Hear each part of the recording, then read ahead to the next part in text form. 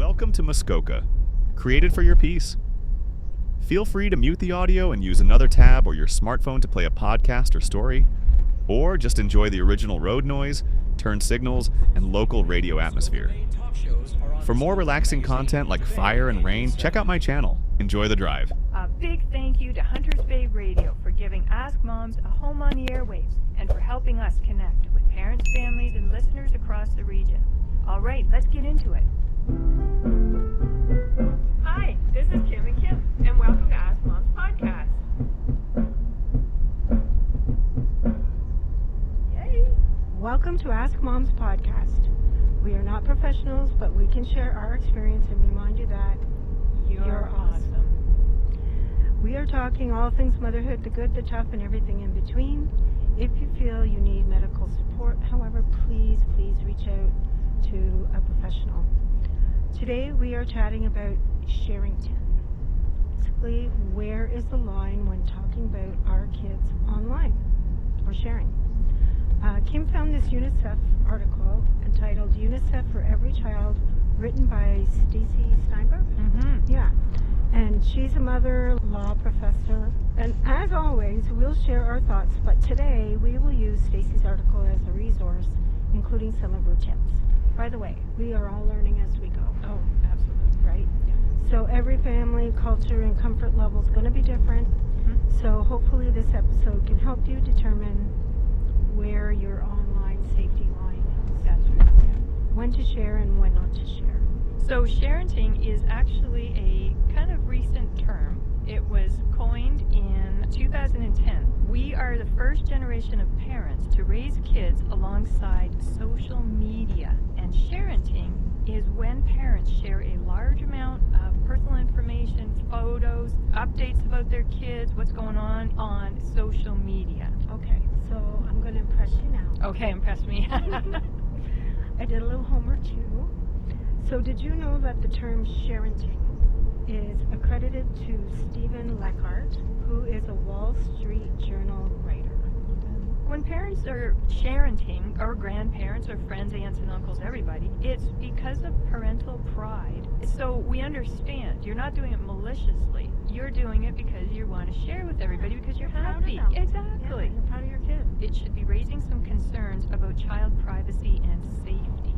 So when we're out there sharing things about our kids online and not involving the kids in the decision, we are also teaching them that it's okay for people to post things about them that they have no choice or they don't have to give consent. In return, they also are learning that they don't have to get consent and they can publish, post whatever they want about anybody else without asking to, right? And there actually was a bit of sharenting in the past, and I think it's helpful to note this because you can kind of visualize as adults now. So sharenting in the past would be parents took Polaroids and you didn't like the picture but they showed it anyway. Right. Or you wrote a letter to somebody and they shared the letter. Yes. You know, stuff like that. And that was bad enough at times. Yeah. So it's kind of the same feeling, only can you imagine all the crap that's going on online? So remember when we used to have our awful hairdos, like our moms would make us get those poodle terms and things? Every school did Right. ever. Yes. And that's in there forever, but it's only in the yearbooks and in those photos. Imagine if it was online. So how can parents protect their children's privacy in a digital world? Yes. So right off the bat, ask your kids, why is it okay that we're posting things what they might not want us to? Yeah. Right. So sometimes our mindset as parents is that we kind of own their space. And up to a certain age, we kind of do. Infants, toddlers, early years. So when is the transition start? So that's something you need to determine at home because children are also different. No one size fits all. Yeah. So think about that. Yeah. And I try to visualize how I would feel if my parents were to share personal information online, like pictures and stories. So maybe that's a good place for a parent to start. Would you want that if you were them? That's right. Yeah. Adults might think they're cute and funny, but kids might not. And it also can set them up for humiliation with their peers, right? Yes.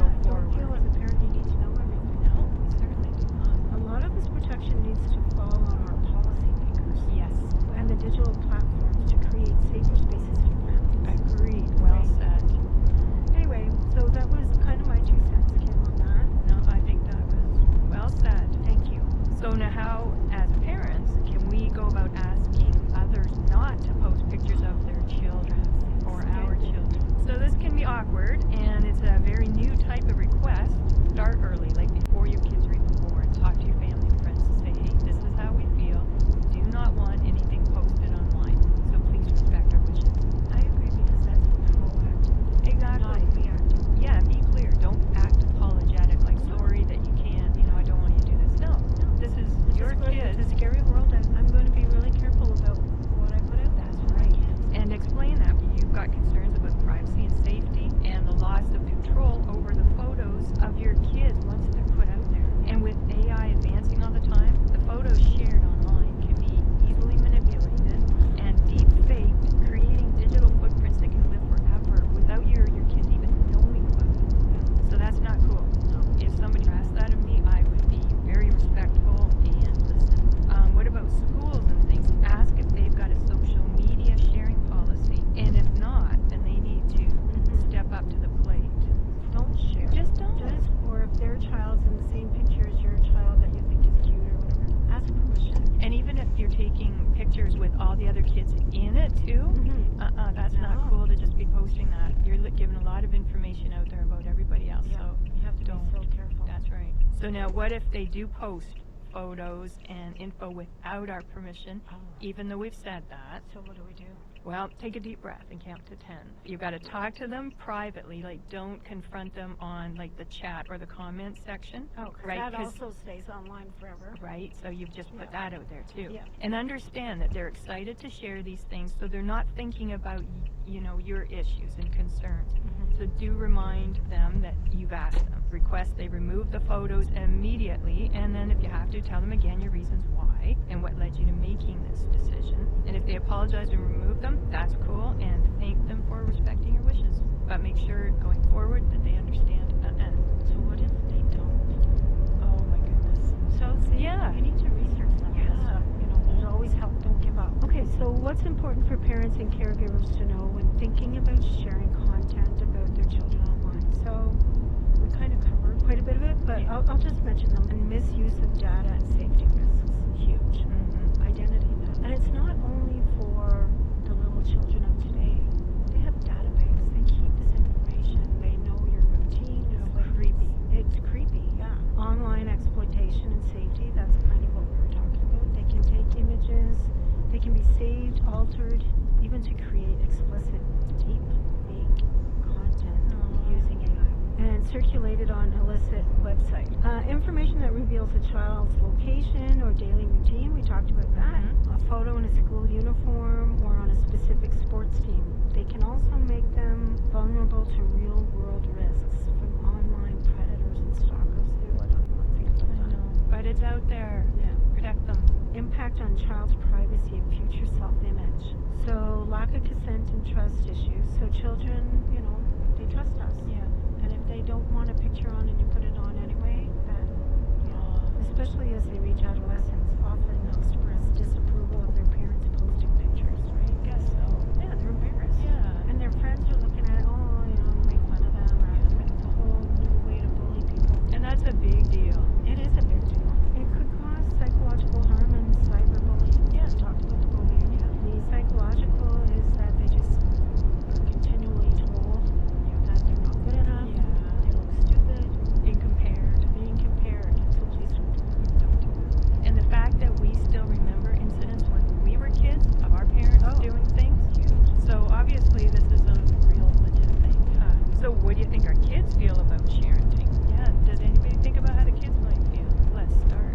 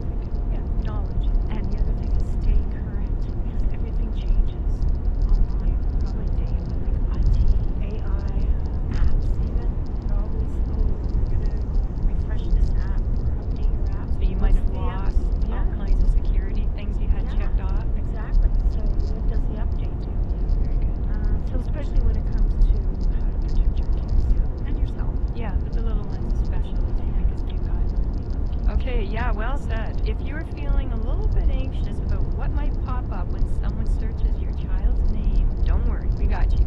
Taking control of your online presence is totally doable and quicker than you might even imagine. So take that deep breath again. Most parents don't overshare because they're trying to be malicious. They're just doing this because they innocently don't appreciate the importance of their child's digital footprint. According to Pew Research, 77% of adults have searched for themselves online, and about 50% were not happy with what they found. Right? Yikes. So, first things first, start by searching yourself like a teenager would. Find out what's out there and be thorough. Check your name, all that kind of stuff, like your full name and where you come from, anything that would help find you. Right. And then a pro tip is using an incognito window when doing this, so your results aren't personalized. So if you So use it's not coming from your Gmail account or something, you're just online looking through the windows. Okay. So you want to be somebody else, incognito, somebody else searching. This is what they would find. Okay. And take the time to look through the first 2 to 3 pages. And that's what most people will see. And most people only go through the 2 to 3 pages. Okay. So then, second, clean up your accounts you still control. So good news is if you can log in, you can clean it up. Start there. So delete outdated photos, videos, posts from Facebook, Twitter, Reddit, Instagram, wherever. Remove or update bio sections. Switch all your profiles to private mode and deactivate or delete accounts you don't even use anymore. And untag yourself from old content by removing tags or usernames. So most platforms do offer tools to make this process easier. Like you were saying, Facebook, they let you limit who can see older posts with just one click. Wow. I know. I didn't know. No, me either. And Instagram has an archive tool that hides posts without deleting them. So as the parent or legal guardian, you can request Google to remove an image, video, or text from Google search results. And they've got a form online that you just have to fill out. And you report the image you wish to be removed, and make sure you select imagery of an individual currently under the age of 18 from the I want to remove section. And include information like the image URL of any images you want to remove. Then click the submit button to send the request, and Google will review it. Maybe they will contact you for more information, but once it's approved, Google will notify you that they've done that. Although note that while the content won't appear in search results, it remains on the internet. There's ways. And a simple but effective tip too is set your full name as private on all platforms. Don't use, your full name. Have that private. So use a nickname or just your first name for anything that the public can see. Don't put your whole name. Okay. Tackle the content that you don't control. So some online content is trickier because it lives on websites that you don't own. This could include local news stories, something that was put out there, although you would hope that they would have asked for your permission too if it was a news paper or something. But somebody else's blog post, like we were talking about, taking pictures at hockey games, things, or old court records. Never even thought about that one. So don't lose hope. You still have the options. Reach out directly to the website owner and politely request removal. Explain your situation too, that just this is what you're doing. Google's got a content removal tool that helps with outdated personal details, misleading search results. They've got all kinds of things. Revenge posts or impersonation, and that's a thing. Revenge posts. Yes. Like, who would have thought? I'd never heard of any of these things. No. And, like we were saying, images shared without our permission. Yeah. So you can request Google content removal by submitting the URLs and explaining why the content should be removed or hidden. So I wonder if they just go into the Google toolbar or your search bar on your computer and you type in Google removal tools? Yeah. Something like that? And then take it from there. Hopefully it's pretty easy. And then, last but not least, bury what you can't delete. So if there's stuff that you just cannot, despite your best efforts, you won't be able to remove some content. Maybe you can. So if that happens, your next best strategy is to push it down in the search results. So Google, for example, prioritizes the newer, more relevant content. So that's what comes up when you do a search. So create fresh content that you want people to see, and then that'll go in front. And so you're pushing down the other stuff. And this strategy is called suppression, and it really works. Oh, So the old stuff gets that's really pushed good down. information, Kim. It Thank really you is. for pulling this up. Yep, my pleasure. That's the thing. So go over that again. So Okay. you would just so every time that you Google something or you look up something and then you do a search, it comes up. So what is coming up in the group? Like, walk me through that. Okay, so Google search. say you wanted to search your name, Kim, Yeah. and then all this stuff came up, and you're like, ooh, I want that not to be there. Okay. So if you can't get rid of any of it through these different avenues you've tried, Right. and it's there, then you want to suppress it by pushing it down, down, down. So post other things so it goes in front of it, because the newest stuff comes up first. So other things that have your name attached Yes, to it? yeah, Okay. Not just generally other things, because if people Google you, right. it'll come up. So, and you said people generally just look at the first 2 pages. 2 to 3 pages. Yeah, so you gotta push it down, suppress it, hide it. That's really helpful. I know, it really is. Okay. Yeah. So healthy sharing guidelines. So simple ask moms. Like check Right. in with your mom. Yeah, Right? yeah, Or check in with your kids. yeah.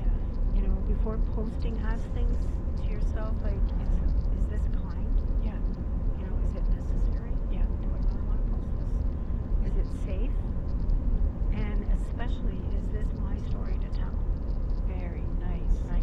Yes. If it's something that it's about somebody else's child or about your like whoever, if it's not about you, Yeah. is it really your story to tell? Right. It's really none of your business No. otherwise. But if they allow you to, fine. Yeah, But ask, exactly. ask the question. That's right. Healthy alternatives would be share less detail. You know, like you said, don't put your full name. You don't need to. You don't. Share lessons instead of stories, which is learning versus gossiping. My brain. Yeah. Talk generally instead of specifically. Yes. Maybe do not say this event happened at this time, at this school, in this city, in this street, and the kids' names are this, in this classroom. Look how much information you might be getting. So just this happened at this school. Right. Or not even the school. Say, hey, Yeah. this happened at a school. Right. Bake sale, lots of good treats. Use private groups or trusted friends. This is huge. It is. So you can create your own group, share within your own friends and family. You can have a family one. I see so many out there, cousins. Brilliant. Yeah. So yeah. Because I that's think we have really- one that says cousins. So we just share our own family stuff. That's brilliant, because that's who you're wanting to see these different posts, right? Not somebody in a different end of the world that you will never First of all, meet. they would care less. Right. And secondly, yeah. Yeah. That's not your audience. So most parents share with good intentions. It's to connect, celebrate, feel supported. Yeah. Parenting isn't about doing it wrong or right, but about doing it thoughtfully. Taking a moment to consider privacy, safety, and our child's future helps ensure we're protecting them while still enjoying the joy of sharing. We're all doing our best, and small, mindful choices can make a big difference. Huge difference. In closing, just remember that while sharing our parenting journeys online can be fun, it's really essential to keep our children's safety and privacy in mind. Let's celebrate the joys of parenthood with intention and humor, ensuring our little ones' digital footprints are as light as their laughter. So, as always, we hope you feel heard, supported, and empowered. We know you're doing your best, and please remember that you are not alone. If you have any questions or comments,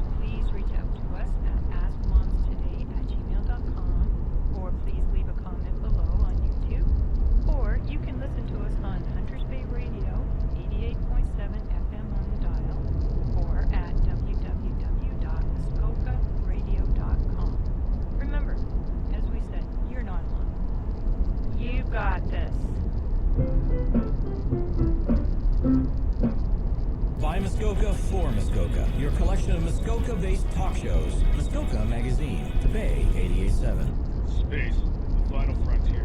Or is it? That's the whole point. We live in this ever-changing universe where things change day to day, hour to hour, and minute to minute. I am Captain Rob, and this is something to talk about. Hey, and we're back, and it's my second show, and I'm very, very happy to have not been canceled after the first one. It's Captain Rob of the USS Nomad, and this is something to talk about. This month's episode is going to be about science fiction. And before you change channel, or before you say I'm not interested in science fiction, I've got a news flash for you. 99% of you can look down and see the science fiction benefit that is in your pocket, the cell phone. The cell phone was inspired by Star Trek from 1967 and the communicator system. I watched a program on inventions and different things, and as children, the inventors of that cell phone in your pocket were kids and amazed by the ability to communicate, and so they made it happen. And that's one of the things that I want to express in the show about science fiction is many of the things that we have today are a result of that. And there's just some amazing shows from the 60s, 70s, and 80s that I think it'll take you back and give you a bit of a chuckle. So besides the fact that our cell phone has more computers and more software in it than the rocket ship that took the astronauts to the moon, we are in a world of change where everything is moving quickly, and if you're old enough, you've seen so many things, from the invention of black and white TVs to pocket cell phones that you can watch programs on and stream. So, saying all that, what's the best science fiction, or what's my interest in science fiction? Well, my interest, if anybody actually knows me in town, it's the Star Trek fan club. It's one of the things that I'm very passionate about. The Star Trek fan club was designed and created to do charity work for the community. And as I've mentioned before, every time I get the opportunity, I say we've raised over $30,000 for various charities, with almost 20 of it going to the local hospice in Huntsville. We have some fantastic followings, and we have some fantastic people in the group that do all kinds of work. So what inspired me to do it based on a community service group based on Star Trek? Well, Star Trek, everybody knows about it. Everybody on the planet knows who Captain Kirk is, or Mr. Spock, and as my dad used to call him, Dr. Spock, but it was the guy with the pointy ears. Somehow you've been influenced by it. William Shatner's well into his 90s. TJ Hooker, 911, all those shows. William Shatner's been around. He's in the news. He went to space with Jeff Bezos. So science fiction and creativity and space and campy TV shows are part of everybody's life. What were my favorite shows growing up? Having only 3 channels, unlike the children of today, I would get home and I would get to watch Star Trek every night while I waited for dinner after I got home from school. The way the busing system worked, I only had about 45 minutes before dinner, then I could go outside. So Star Trek was a part of every day, because we only had 3 channels, 2 worked, 1 was cloudy. So that's what I watched. As I got a little bit older, into the late 70s, this fantastic program came out called Battlestar Galactica with Lauren Green from the Banana. They were nomads in space. They were lost, their planet was destroyed. An ever-recurring theme where the robots were taking over. I'm going to come back to that point in a minute too. So they were lost. They were searching for a new Earth, a new planet, somewhere to go. And not too long after that, this amazing TV show, Buck Rogers in the 25th Century, that was a remake from the show with Buster Crabbe. This one starred Jill Gerard, who just recently passed, and it was another amazing and campy and retro, and it was so Miami Vice in space with the outfits and everything else, but it was science fiction, and they had amazing ships, they had amazing gadgets, they had amazing communications things, and they went on adventures. They made you dream, they made you want to succeed, to want to fly, to want to become innovative. Then along came other things, like in the movies, and I'm remiss if I don't mention that movie Star Wars. I imagine many people have seen that. Star Wars, the space opera in space that has now inspired at least a dozen movies. And to this day, I don't know how the first one I watched was 3 and one didn't come out for 20 years. But regardless of that, who am I to criticize? George Lucas has way more money than me. Anyway, on that note, Star Wars became an amazing franchise that reinvented the toy industry with action figures, collectibles, cosplay, costumes. So now you're going along, and science fiction now has these big conventions for Star Trek, Star Wars, toy shows, things that impact communities, impact people, give people an outlet. What are some of the things that people love about these genres, these adventures, these shows? Well, one that I always hear is inclusiveness. In the future, it doesn't matter who, what, where, when, how, whatever you are, wherever you're from, everybody's accepted. You can be blue, you can be purple, you can have antennas, you can have things growing out of your back, and everybody's accepted for what they are and what they bring to the table, which I think is what people want.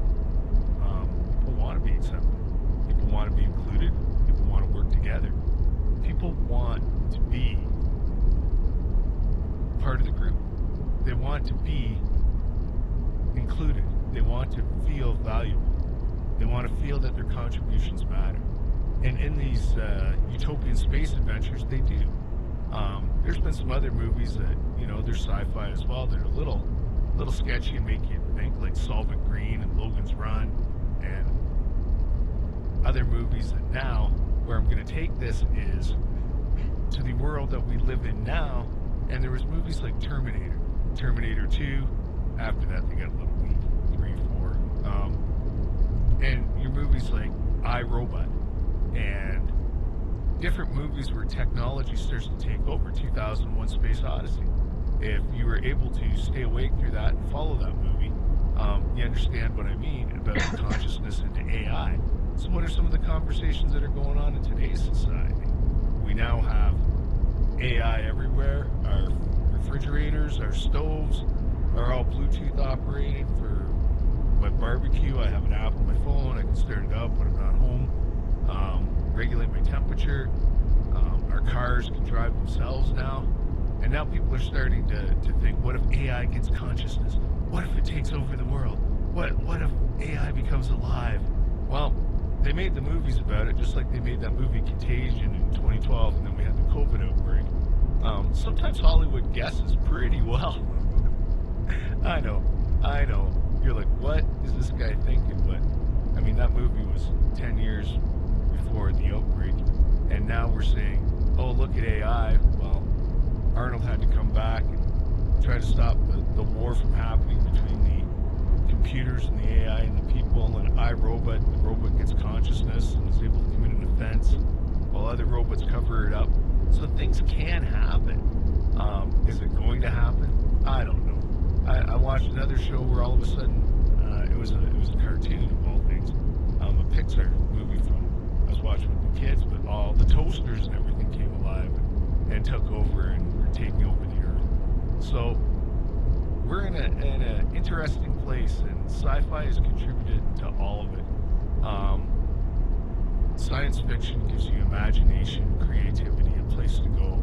You play the games, you play the characters.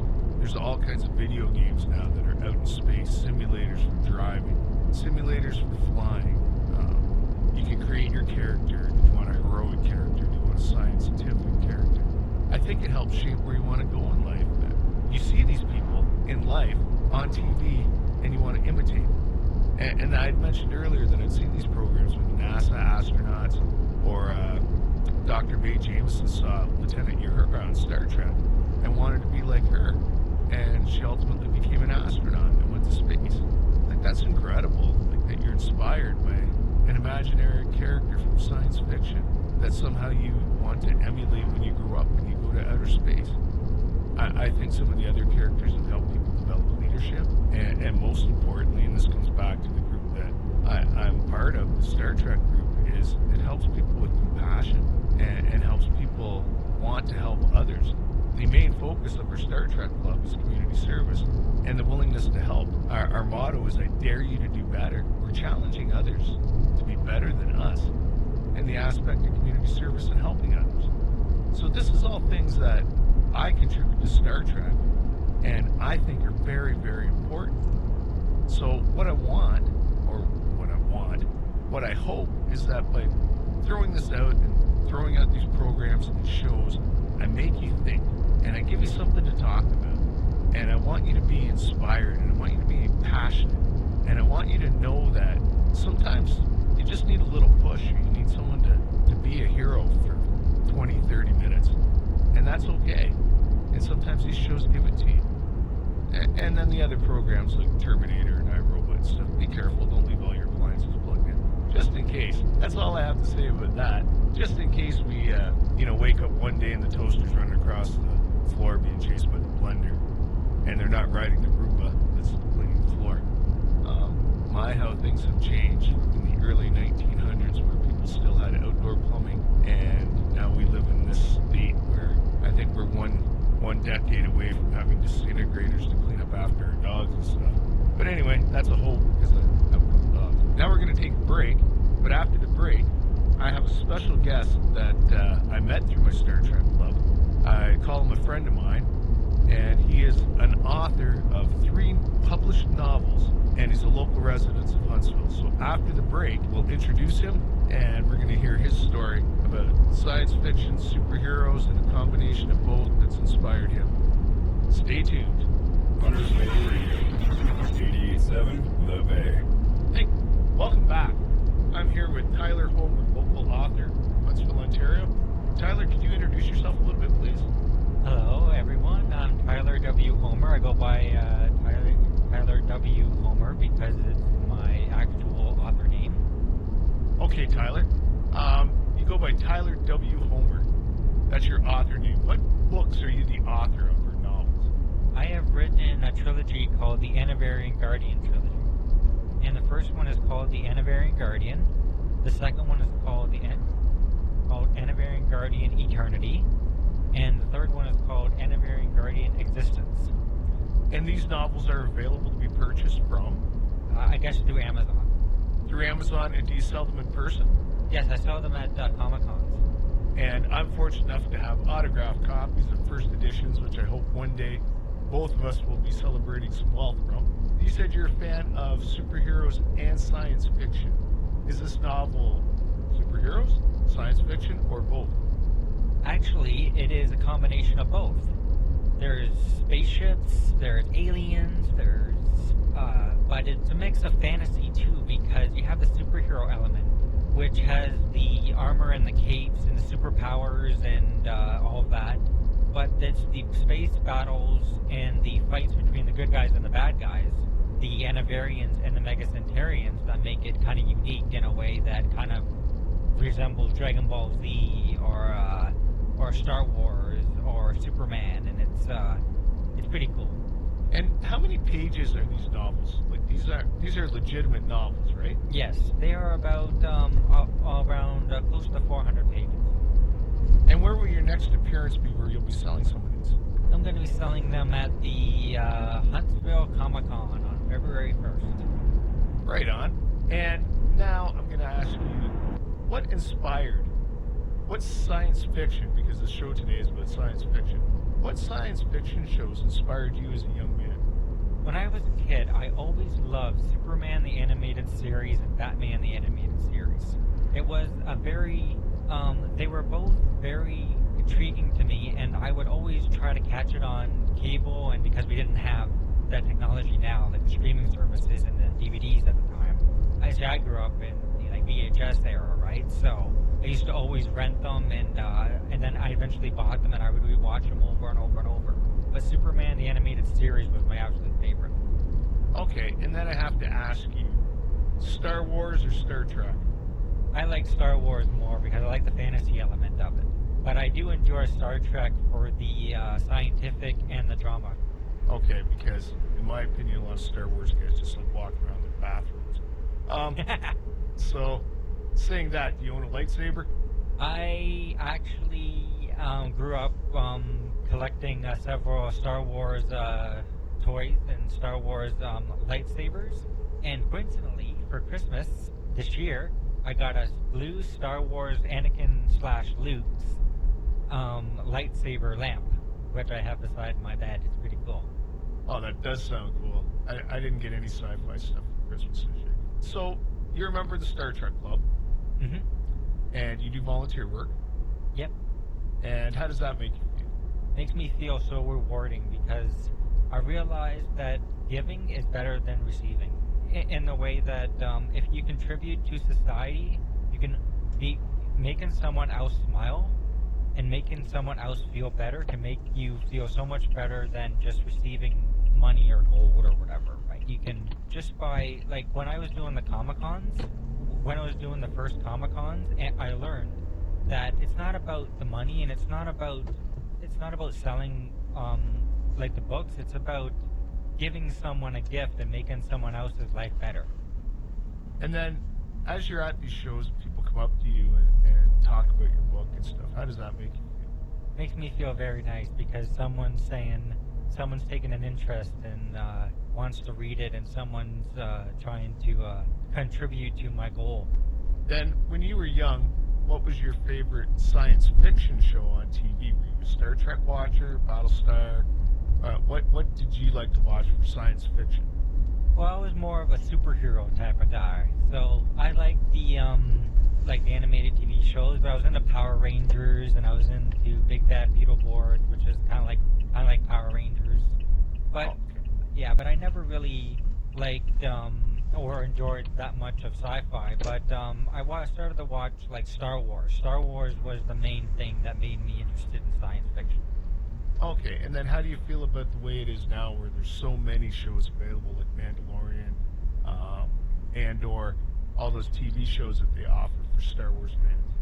I think they're good to expand the universe, and like what I'm trying to do with my Anavarian Guardian series, is that now it's not called the Anavarian Guardian to me. It's called the Anavarian Guardian universe, because I'm trying to expand into other territories and other writing opportunities. I have decided that I actually wrote stories that take place in the universe, but not in the novels, but outside. So someday they can adapt them into a series or something. And I started to write screenplays. I started to write the official screenplay for the first novel. I'm almost done that. I'm hoping that I can reach more people, and it feels great to be this, like, to have so many stories and ideas. I think that's fantastic, and the stories and the ideas, and that's what I was going to ask you next.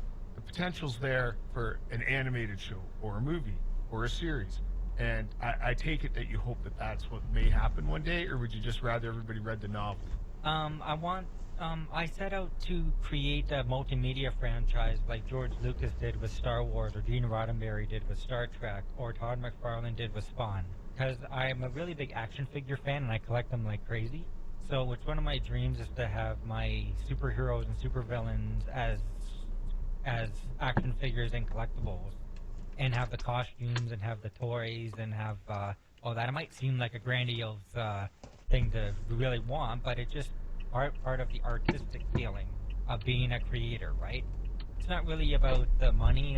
It's about seeing my stuff on the screen and seeing it adapted and seeing it being beloved by other people and everything. It's pretty nice.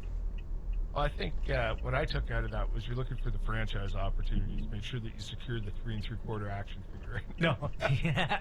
I mean, I know some guy. It'll be another show that I do. It'll be on wrestling, because I have some friends in the business. But they say there's nothing better than getting your own action figure. And so if your Anavarian Guard was made into an action figure, I guess that one would take a special place on the wall, eh? Oh yeah. Big question, would you open it or leave it unopened? I'll leave it unopened. I always buy my action figures now with, and I always keep them in their packages. And I put them up on the wall for display. Oh, okay. So you're a collector. Yeah, big time. Right on. Now, I know you're a superhero guy, but what is your best sci-fi collectible? Star Trek, Star Wars, Battlestar? What's your best sci-fi collectible that you possess right now? I have a Terminator 2 Arnold Schwarzenegger from McFarlane. I believe that's pretty interesting to me. It's from Terminator 2, and he has the futuristic laser gun that he has from the future war. It's pretty awesome. Does he have the Harley in that one? Not in the action figure. The action figure didn't come with it, but I think he rode the Harley in the second one. Yeah, Terminator 2 Judgment Day. Yeah, I have that Not the one from the movie, but same Harley at that point. Anyway, so that will there be more novels coming out in your universe? I wanted to end it at number 3 because I wanted it to be the Anavarian Guardian trilogy. But if there's another idea coming up in the next couple years, I'll try to put it down and get the idea down, because I think it's a good idea to always expand your universe, because you never know who might take it on after you're gone, right? You never know who might want to have interest to continue your idea, right? So You're not going to George Lucas me and then come out in 10 years with novel 1, 2, 3 and call these 3, 4, 6 or 4, 5, 6, right? no, I'm not. Sorry, I had to get that dig in. Still bugs me to this day. So let me see if I can do a quick recap here. So Tyler W. Homer, Huntsville, Ontario, author of the Anavarian Guard trilogy, which is being turned into a universe. You sell your books on Amazon and live at different Comic-Cons in the area. Yeah. How far do you travel doing Comic-Cons? I traveled from local from Huntsville and sometimes to Midland or to Aurelia. And who's the most famous person you've met at a Comic-Con? I've met Linda Hamilton from Terminator series back about 2009 or 2010 in Toronto. That was pretty cool. Sarah Connor from Terminator. And I've met the co-creator of Deadpool, Baby and Nietzsche. Really? Yep. And that was in Aurelia. And I gave him the first copy of the Anavarian Guardian. Well, that's pretty decent. Yeah, I thought that was pretty cool. So what are your plans going forward? More of the screenplay writing, I think I picked up. You're going to look after the screenplay now and try to get that in motion? Yeah, I'm going to try to sell more books, and I'm going to try to do more opportunities where I can get noticed, and I'm going to be contacting literary agents to try to sell the novel's film rights, and that's going to happen in the new year. Ambitious and lofty goals. I like where you're going with this. I want to say thank you, Tyler, for coming in and being my guest today. I want to wish you the best of luck in all your future endeavors. I want to thank you for the copies of the novel that I have, and thank you again for your time for coming in today. Thank you very much, Rob. It was a blast to be here. All right, and that concludes this month's episode of Something to Talk About. So hopefully with my little rant earlier about science fiction and flashing back to some shows and movies from my youth, that it'll make you think about something that might have been on your radar when you were a little bit younger, or if you're younger listening to this, you're going to be saying, what is that? And you're going to pull out that little computer in your pocket, you're going to Google search it, and you're going to come up with the streaming service that you can watch all these fantastic shows and movies that you may have missed because you weren't born yet. Concluding that, we had local author Tyler Homer, who's doing quite well and very successful. I encourage everyone to pick up a copy of the Anavarian Guardian, Volume 1, read that, followed by Volume 2 and Volume 3, and support local author Tyler Homer. Thanks, everybody, and I'll see you next month. This is Captain Rob, advising you that this transmission ends now. I'd like to thank you for joining me today, and I've hopefully given you something that you can talk about. Mr. Scott, beam me up. Your source for community, Muskoka-made talk shows are on Muskoka Magazine, the Bay 88.7. A big thank you to Hunters Bay Radio for giving Ask Moms a home on the airwaves and for helping us connect with parents, families, and listeners across the region. All right, let's get into it. Hi, this is Kim and Kim, and welcome to Ask Moms podcast. Welcome back to Ask Moms. We always remind everyone that we're not professionals, but we can share our experience and remind you that You're awesome. If you feel you need professional support, please reach out to a qualified medical expert. Now we're talking all things motherhood, the good, the tough, and everything in between. Buckle up. This episode is all about turning those I can't moments into watch me moments. Let's get motivated and have some fun. This is a dream episode. Yeah. No, this is reality. This is turning a dream into reality. All right. So yes, this episode's going to be full of realistic tips, which is true. Yes. Real mom strategies and a few laughs, helping our children actually do things like chores, homework, getting dressed, eating food, that isn't shaped like a dinosaur. And doing this without resorting to bribery, threats, which is brutal, or pretending to run away to, let's say, a cottage in Muskoka. So, spoiler, bribery does sometimes work, but we'll try not to get there, but we're not going to judge either. Right? That's right. So, we'll break down what actually motivates kids, what we think anyway, what totally doesn't, and how to make your home run smoother without turning into drill sergeant mommy, which is, we've all been there. Of course. Now, before we talk about why the kids aren't motivated, Yeah. let's talk about what motivates us. So say you're Okay. sitting in your comfy chair, you got your favorite beverage of your choice, Right. you're listening to your favorite Ask Moms podcast, Uh-huh. you're all cozy, comfortable. Binge watching or binge listening. Absolutely. Binge listening, Yes, yeah. yes. In the back of your mind, you're thinking, okay, so I've got to do laundry, or nobody's going to have socks tomorrow. Mhm. Got to pull something out for dinner, or it's going to be, fast food again. Right. Or I've got to really clean that bathroom because it's disgusting. And Yeah. what motivates you and gets you off of that chair? Cleaning the house, I would have to say, knowing that a pile of people are coming over. Right. Yeah, good one. Although, most of the people that would come to my house are my friends.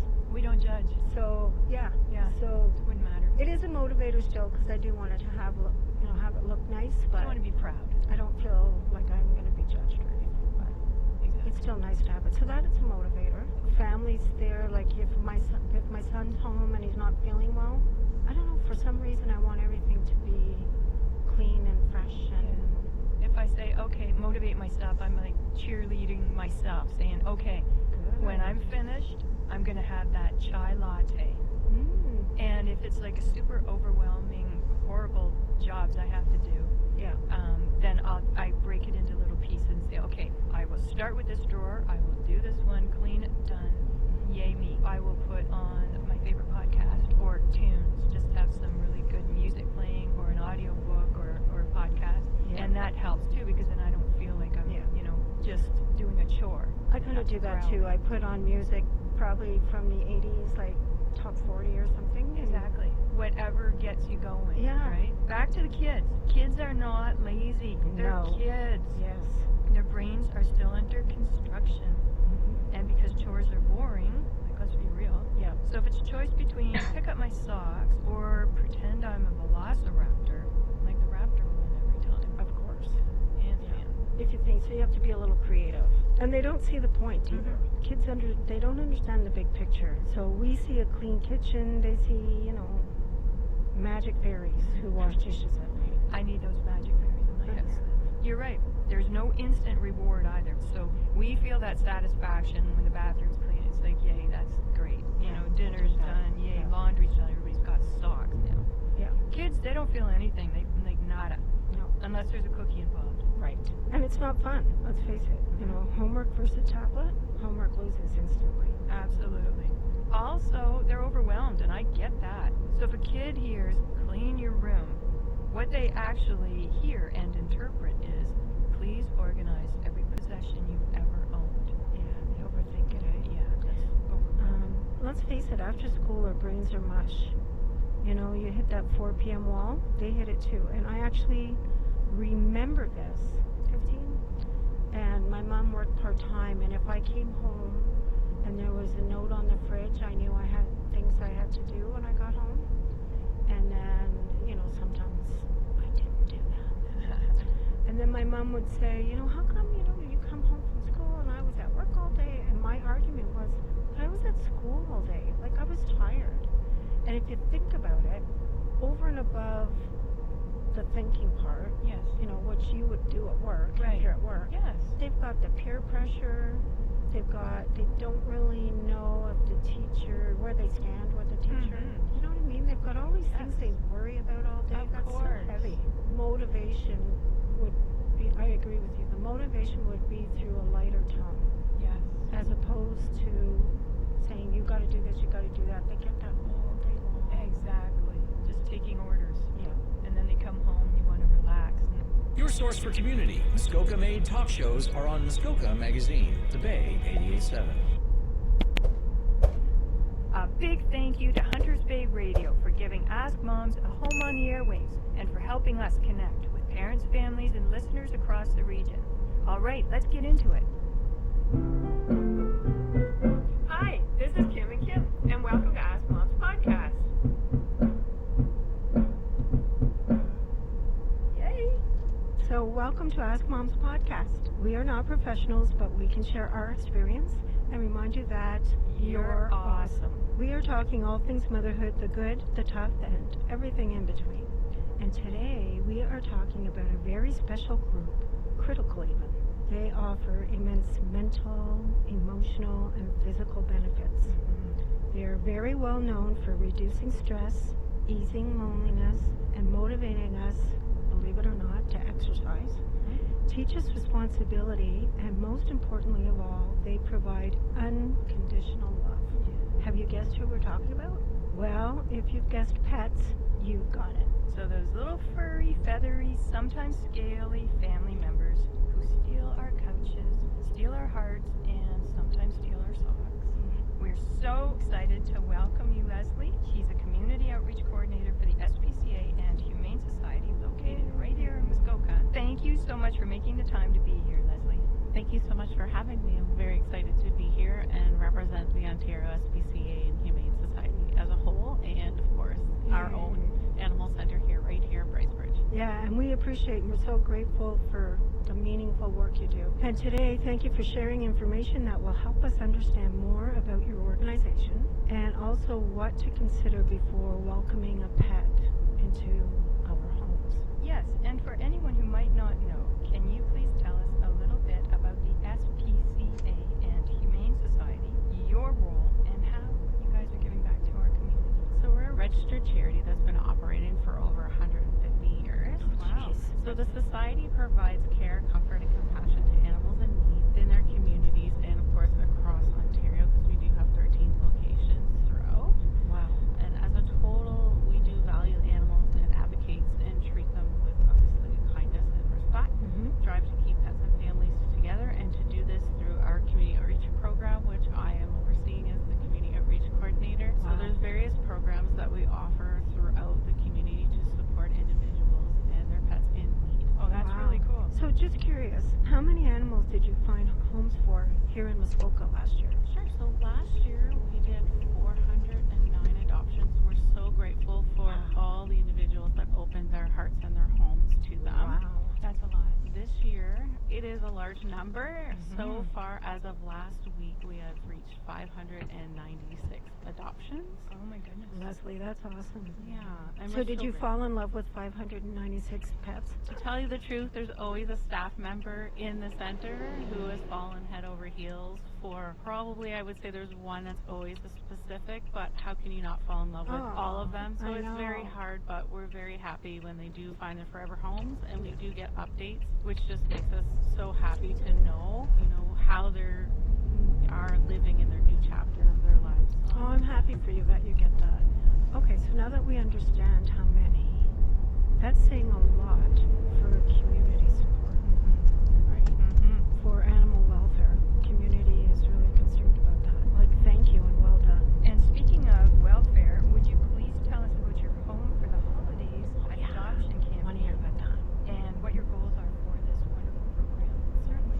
So Home for Holidays is basically, we start in the month of December and it goes till December the 24th, whereas a provincial-wide for the Ontario SPCA and Humane Societies, our goal is to find 500 furry friends home, where again they can go and start a new chapter in their life. So this is all across Ontario? This is all across all of the Ontario SPCA and Humane Society, Okay. and each animal center has their own goal. Ours was 44, and we are so thankful. Did As you of reach it? yesterday, yes, we reached it. Oh, We actually congratulations. have 50 animals that have found their forever homes. Obviously, last year was 409, and this year we have way more than that number already. So we are seeing an influx of animals coming in, but you can also tell they are actually finding forever homes and starting their new chapters of their lives. As fast as they're coming in, they are heading home to their homes. That's so heartwarming. So how does the program work? So in our community, all of our adoptable animals are posted on the Ontario SPCA.ca, and then you select the location that you're closer to, or if you're willing to travel to. So, for example, us are really in Midland, we're not too far from each other. Right.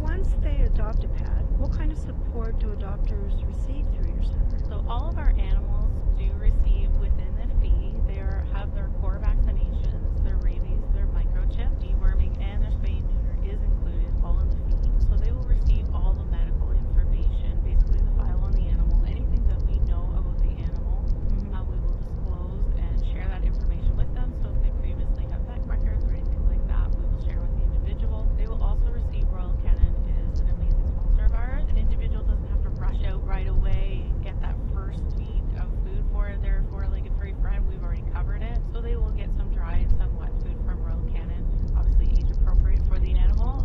We'll go home with them too. We register your email to Royal Canin, so what that means is they're going to send you another big bag to your house for free. Okay, that's pretty cool. Many, if not most people, think of the Ontario SPCA and Humane Society mainly as an adoption organization. But you guys also have programs that help keep animals with the families who love them. Can you tell us a little bit of some of those community support programs you guys do? I oversee some of them, so so we do have an outreach program as the community outreach coordinator. Here is a list of the different things that we do and support within the community. So we do have a spay and neuter that is very Stouffville and Sudbury, where basically an individual can register online and get a much lower service. We have wellness clinics, so they're kind of like pop-up clinics. So it could be a pop-up spay and neuter clinic as well. 2 years ago we had one here. It was a 3-day cat spay and neuter clinic that we held. We do have a wellness clinic coming up, going to be in April and May 2 dates, which will be doing core vaccinations and rabies, and it's for those individuals that are government assisted services. So we're hoping to support an individual. It's not to take away from those that have a vet, it's for those that do not have access to a vet and cannot afford their services. So this is to support the individual in that. We have rehoming profiles. When someone is surrendering an animal, it's the toughest decision they've ever had to make in their life. It's not something they want to do. It's a lot of personal things have come up and they just need help. So then we will support them and take their animal and help them find another home. That's nice. There are found animals, obviously. So when an animal is found and by law is called and contacted, wherever they have a contract with, they will be brought to the rescue. So sometimes some of those animals come to us. We will take care of them while we search for their homes. So we want, and not, we're talking like their homes they came from. Yes. So people who own them, we're trying to get them back with their owners. That Right. is our main goal. So obviously we love them and take care of them and feed them and play with them and do that all until we find their owner. We have 16 platforms through social media and 3 lost and found pages that we reach out to, so we're very thankful.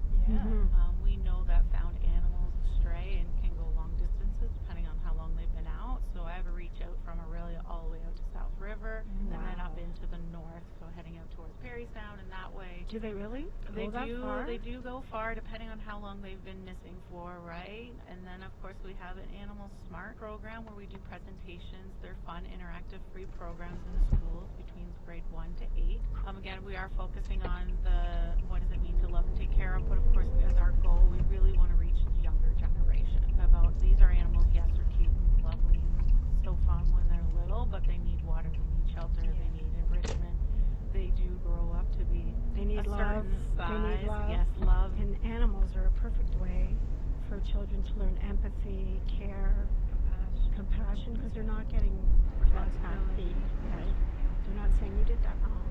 You know. Unconditional love. Yes. There's still many programs, just so you know. So there's a feral cat program, and we have a working cat program. So that's what the feral. It's a working cat program. So sometimes an individual will bring a cat that is brought to us, and they are not lovey-dovey. They have been a working cat their whole life. We are not going to change their personality. Nobody is going to change their personality. That's just who they are, and I wouldn't want anybody to change my personality. By Muskoka for Muskoka, your collection of Muskoka-based talk shows. Muskoka Magazine, the Bay 88.7. So what we do is we do follow through with the core vaccinations, the rabies, we do spay and neuter them, and then we look for individuals that join onto our program. So through the OntarioSPCA.ca, they can do rehoming, go under the working cat program, watch a video, they sign off on a contract saying, yes, we promise we're going to give them a house, so that's going to be warm, they're going to have food, they're going to have water, and most of the time they're either going to a farm or sometimes a manufacturing So for is that, anybody. I was just going to ask you, what is a working cat? So it's basically a cat. They're working so they keep out the little critters of like a Okay. garage or an automobile shop So or they manufacturing. chase mice away. That's correct. Support in shelters and rescues. We help other ones, and then we have emergency sheltering them too, and then we do pet food distributing. So we have food banks that go out to various areas, and they receive pet food from us, and then they give it out to the communities. It's nice to know that it's out there. Thank you. You guys are just so amazing and awesome, and so neat. So there can be some confusion about what the Ontario SPCA Humane Society does and doesn't do. Could you clarify who people should call if they have concerns about, like, say, animal cruelty or issues like strays? So basically, it's not within our services, but if there is a stray canine wandering around and you're not sure what to do, then you would call your local bylaw. So whatever township you're in, you call the local bylaw. Most of the time you leave a message, but they will call you back. Okay. Just remember to be crystal clear on your telephone number when you're leaving the number so they can get back to you. They will come and pick up the animal and bring it to the rescue. Excellent. Thank you. If you ever feel an animal is being neglected or abused in any way, that is known as PAWS. So it's Provincial Animal Welfare Services. You can look them up online. They have a 1-888 number that you can call. They would have a member within that area that will come out and do an investigation on that part. Awesome. But neither one of these services are us. It's not actually. So let's maybe clear up some misconceptions people have about the SPCA or Humane Society. For instance, I've heard people saying things like it's risky to adopt because pets might be sick or unhealthy, or behavioral returns, things like that. So can you just help clear up some of those misconceptions? Certainly. So all the animals that we have at our center are either they have come through as a stray. Obviously, we don't know their whole history, so we're very honest with every single individual when they are meeting with an animal. Right. We're obviously matching it with the needs of what they have, with the needs of the animal. We'll disclose everything we know about an animal, but we might not know everything about their behavior. But again, we're very honest about it before, and everybody signs a disclosure when they leave our property of what we have disclosed to them. So there's no misunderstanding of what we said or what we didn't say. Right. So they know. So what about like health-wise? All of our animals, when they come into our center, they get a wellness check. Okay. So top to bottom, we obviously go through the procedures. We also do behavior. So if we notice something's going on, we'll make notes of that. We track everything right down to when they arrive, to when they leave. If there's any behavior issues, all of us are trained on canine, as fear-free is our motto. Yeah. And that's what we all stick to, and that's what we 210% believe is the fear-free. So But you're doing your due diligence. We're doing to your make due sure diligence that to make sure they're it's healthy and they won't bite anybody, or as That's much correct. as you can. Yeah, that's Yeah. correct. Your best. We are doing our best. And Yeah. We are working on all the training. We only do it when we know they're ready to go. I love it. I'm also a foster parent, fostered 7 times now. A cat, unlike her mom and her babies, usually our fosters is only in case of scenario if they need some more extra love and support. Right. If anybody wants to be a foster, please contact us at the As she looks at us. She looks from one of us. Anybody, sorry. You guys are such angels. I know, eh? So for listeners who want to help, whether by adopting, donating, or volunteering, what's the best way to get involved or learn more? They can go to the OntarioSPCA.ca website, and it actually says to learn more up on the right-hand side. Perfect. So you can either donate, you can be a monthly donator, or you can do it one time. You can support any of our events. So one of our major events coming up is Cupcake Days, month of January and February, where all the proceeds will go directly into the center that is nearest you and supporting all the animals, which would be obviously their shelter and their loving and caring and their needs that they need as well. Right. And also there's fostering, we have drivers, we have people that help us with our landscaping.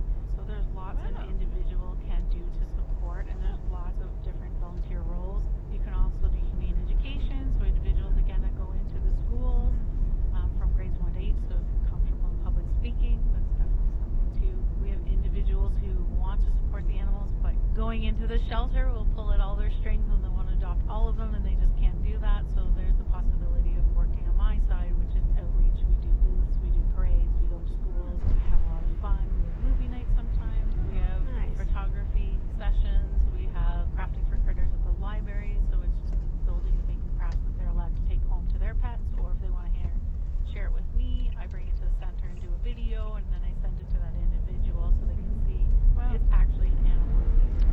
Okay, this is super cool. I know. So to make an informed decision, right? So some of the challenges families don't always think about before bringing a pet home.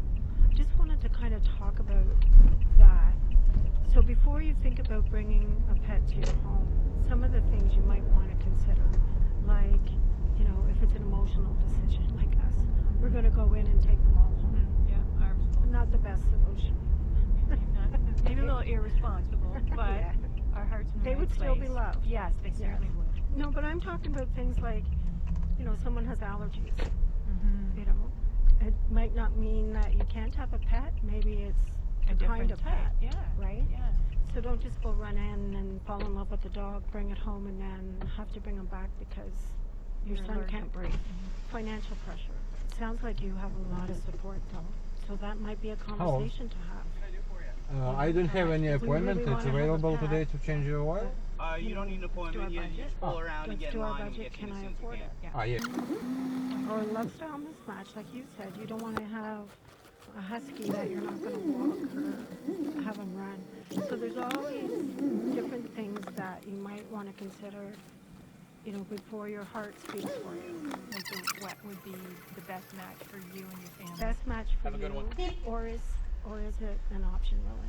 Yeah. Like, I hate to say it, but it's so sad when people bring pets home, the kids fall in love with them, and then for one reason or another they can't. Get a pet for sure, but make sure it's the right pet for your family. And Leslie, it sounds like they have such a good process going that can help you evaluate that, your needs. You mentioned that several times, meeting the need of not only the pet but the family. So I think that's really important. So I didn't want to be negative, No, that's but just there's a bunch of things being to consider responsible. Yeah. before you get a pet. Fish are pets too. Fish are pets too. So, everybody, you've considered all of the things we've talked about, and you're ready and excited to adopt your forever pet. Yay! Let's talk about choosing the right pet for your family.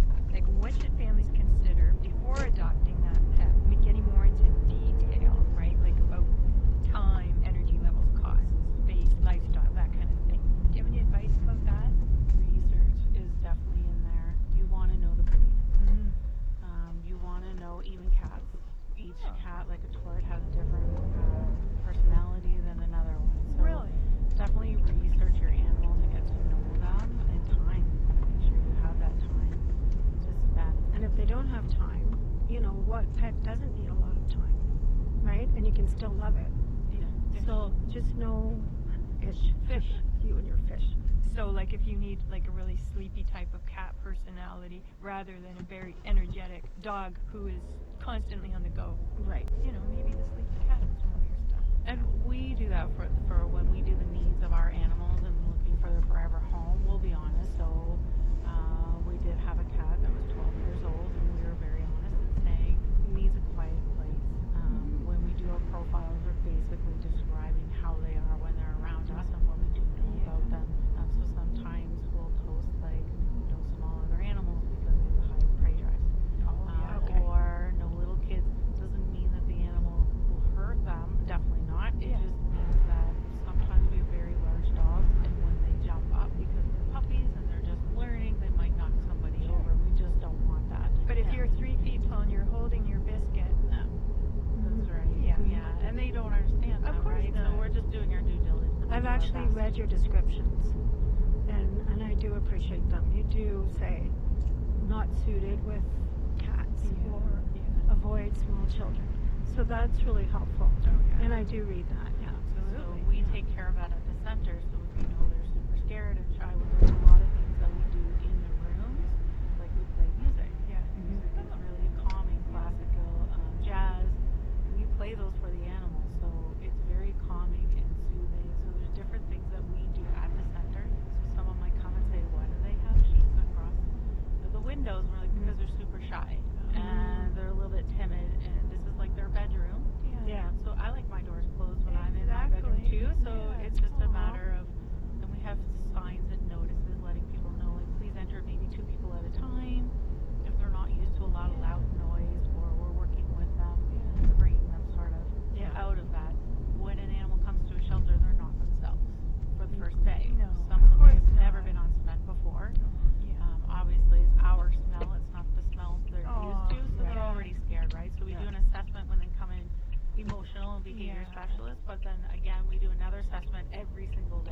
Every hour, every time one of our staff are working with the animals, we're always taking notes and we're always working on where we go from here with this animal. What's the best interest of this animal?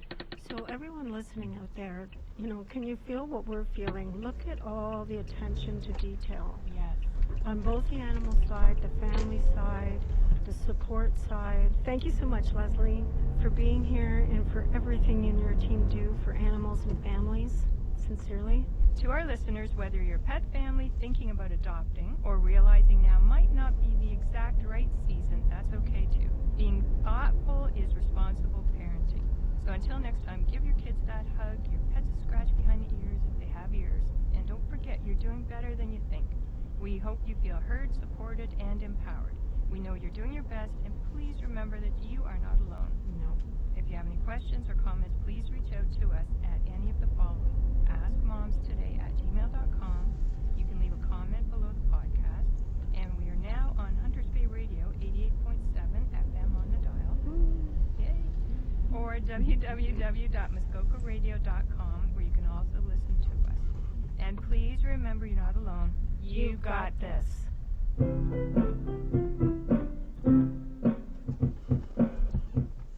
By Muskoka for Muskoka, your collection of Muskoka-based talk shows. Muskoka Magazine, to Bay 88.7. Space, the final frontier. Or is it? That's the whole point. We live in this ever-changing universe where things change day to day, hour to hour, and minute to minute. I am Captain Rob, and this is something to talk about. All right, and here we are on something to talk about. We're going to have a fantastic guest on here today that's going to enlighten people into a topic that I'm sure has many, many opinions. But what I want to get into first, and this is the great part about having ADHD, undiagnosed, but I'm 99.9% sure I have it because my head's all over the place, is that we're going to talk about misconceptions, mistruths, misunderstandings a bit today to get started. And so what I mean is everybody has an opinion about everything. And don't sit there and say you don't, because you got an opinion about the show or you wouldn't be listening to it. Either you like it or you don't. And it goes back, to even when you're a little kid and it's like, oh, that guy doesn't like me. That person doesn't like me. That isn't good. Well, you've never talked to the person. You've never met the person. You don't know what's going on in their world. And maybe they do like you and it's going to be your best friend. We always jump to the negative. Oh, I don't like that. Well, have you ever tasted it? No. Well, once you do, maybe it's going to turn out to be your favorite food. So we live in this world of misconceptions. People go around and they apply for jobs, misconception that they're qualified. But they're not. And then they're upset and they hate the world because they're not getting what they want out of it. It's a reality, and things are changing. Some people have positions and companies downsize and people take it personally. Well, it's not personal, it's financial, it's best for business. It's one of my favorite lines, what's best for business and what makes things work. So we go to the grocery store and we have a misconception, let's say, that all the people are going to be unemployed because they put in automatic checkouts. Well, somewhere along the line, someone has to fix those automatic checkouts. They have to make them, they have to program them, they have to fix them, they have to fill them, they have to clean them. So there's still jobs. It might just not be the job that you see or things like that. And, you see it, that's an example that everyone goes to a grocery store maybe. Or you see a guy that works out at the gym all the time, and I'm not saying, they're all this way because some are exceptionally strong. Sometimes a guy looks great, but he's not that strong, physically strong.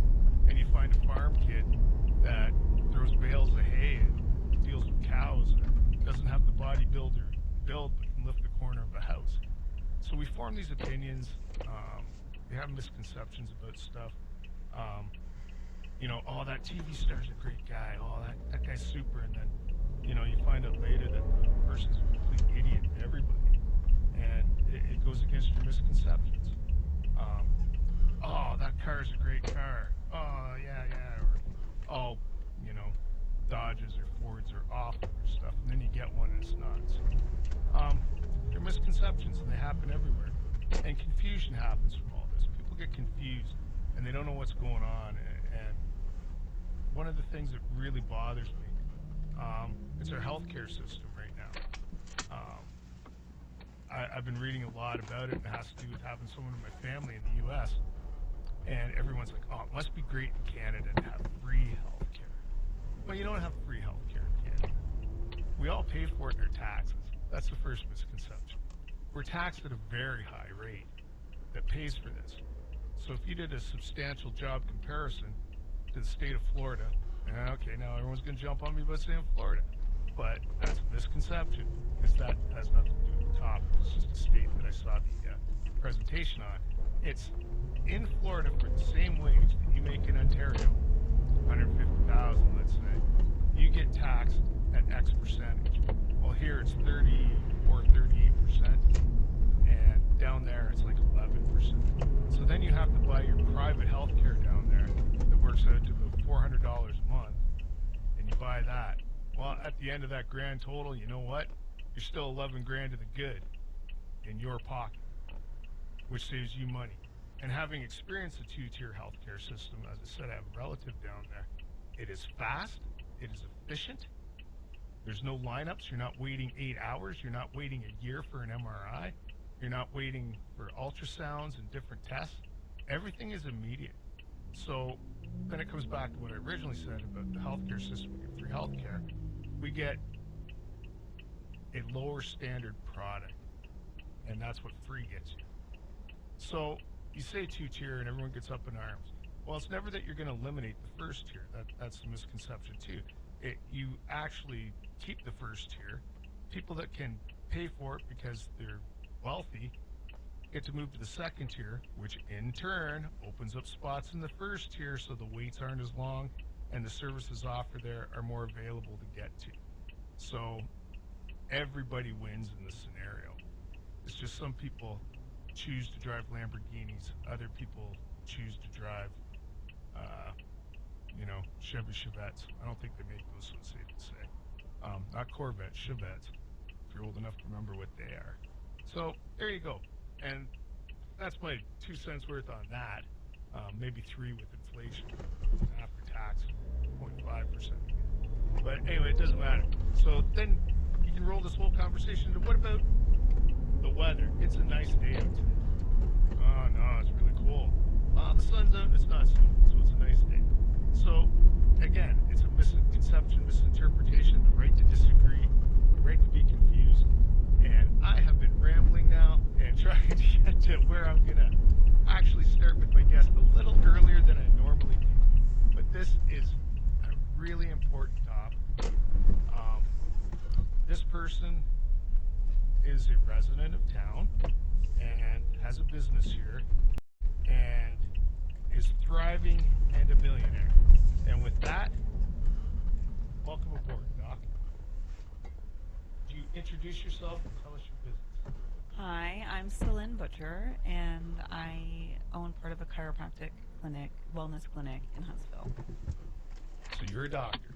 I have a doctorate of chiropractic. Some people don't like when you say doctor because I'm not a medical doctor, so I like to distinguish that. So you're like a dentist doctor? Yeah. Yeah, okay. Yeah. A dentist doctor. Mm-hmm. You ever see that movie Wild Hogs? Yes. Yeah, where Tim Allen's always like, I'm a doctor, and then they speak medical to him. He's like, okay, I need layman's terms. It's basically that, yeah. But the misconception is you are a doctor. And Yeah. when you say that, people think a certain salary, a certain level of living, and a certain image, right? Yes. How many years did you have to go to school? I went to school for 8 years. Okay, and so after your 8 years of school, you're a doctor and you own a mansion on the lake, correct? Incorrect. I'm incorrect. Well, that's a misconception because you're a doctor. Yeah. Unfortunately, you don't get the same perks as medical doctors do. But, they probably do a lot more work than I do, so it's a given. They do more schooling. I think the part that I want to go to as well is that you are a entrepreneur in the fact that you own this business that you have, correct? Yes. So you had to purchase an existing business, or was this from scratch? I purchased an existing business, and I purchased just about half of it. And then you own or lease a building for your business? We lease a building. So you went to school and you paid for all that cash. Yeah. So you have no. Oh, sorry. No. No. I went to school and left in debt, obviously. And then I decided, why not? And I just dug deeper into the hole to purchase a business. So you don't get a salary, or do you get a salary? I get a salary, but it's more to help with taxes at the end of the year. My salary is basically what I know the bare minimum I would make, and it's just to help. The rest is taken based off my sales, yeah. And you have staff? Yes. Okay, and I like the term that you said, have sales. That's a really important word. Like, this is kind of a general intro. Where I want to go with this is, I want to know what the difficulties are. Like, I see things, and I don't know if I always see them right, but I don't like it when people make appointments, and then they just bail on them. Like, if you have a valid reason, like, say your car's frozen shut, or the road's closed or something, and you can't get there, but you notify the person and tell them, because you don't get paid if the person doesn't show up. Correct. And as a result, that's just an empty space in your day. Yeah, I think it's one of the not the most difficult things, but it is a difficult thing about owning a business because there can be a million reasons why you cancel an appointment. Obviously, you want to be empathetic and understanding. Family emergencies come up, things like that. But there are people who just forgot, or they didn't plan their day correctly. And when it comes to that, yeah, you don't get paid for that time unless you do enforce a cancellation policy, which again is also something that's hard to do because then you risk losing a patient and them, not like them dying, but losing a patient as them not coming back because they're upset that you did that. So with that, you're kind of walking a fine line, and who's to say what's a good excuse for you might not be a good excuse for someone else. So I do know some people say regardless of the cancellation or the no-show, they will charge a fee. But yeah, I mean, we have some massage therapists, and if someone doesn't show up for their appointment, they're sitting there for an hour because that's how long the massage would have been, with nothing to do, and for sure someone would have filled that spot and they could have made that money. So, I think this is a good spot. We're going to let everybody think about what you just said, and then we're going to take a quick break, and I'm going to come back with a few more questions, if that's okay. Pick up kind of where we're leaving off now. Okay. That good with you? Yep. All right, thanks, Doc. Hunters Bay Radio, 88.7 The Bay. And we're back. And we're here, and we're talking to Dr. Butcher, and the name of your business is? Muskoka Family Wellness. Thank you. And we were talking about cancellations and what's a good reason, what isn't. And one that comes up a lot, I think it's a lot, is the weather. Well, I can tell you right now, if I'm going to make my appointment in 2 hours, it might not be the best time frame, but we've had some pretty big snowstorms in the past. And so, like, to me, I would think that would be unacceptable. Either you know or you don't, because your company also sends an automatic reminder, right? Yeah, we do the 48-hour email and then a 2-hour text reminder. So we do that, and then, like I said, I think that would be a lame excuse, which would be acceptable in my opinion, to charge people if they're not coming. However, when the storms come flying in, they have been, and they tell you 2 hours ahead, maybe it's a free, you know what I mean? Yeah, absolutely. When it comes to weather and people's safety, we wouldn't charge for that because a lot of the times, like, some people will come all the way through a storm, and we just don't want to put people at that risk, especially with all the bad weather we have been having. But I mean, a notice is nice. Even the 2-hour notice is nice because if you're the last person of my day, then I can also get home safe. Oh, wow. If I know you're not coming. Never thought of that. That's a good one. And then the other part too is like for your billings and everything else, you bill the person, right? You don't get paid by family doctor. No, we don't. We bill the people directly.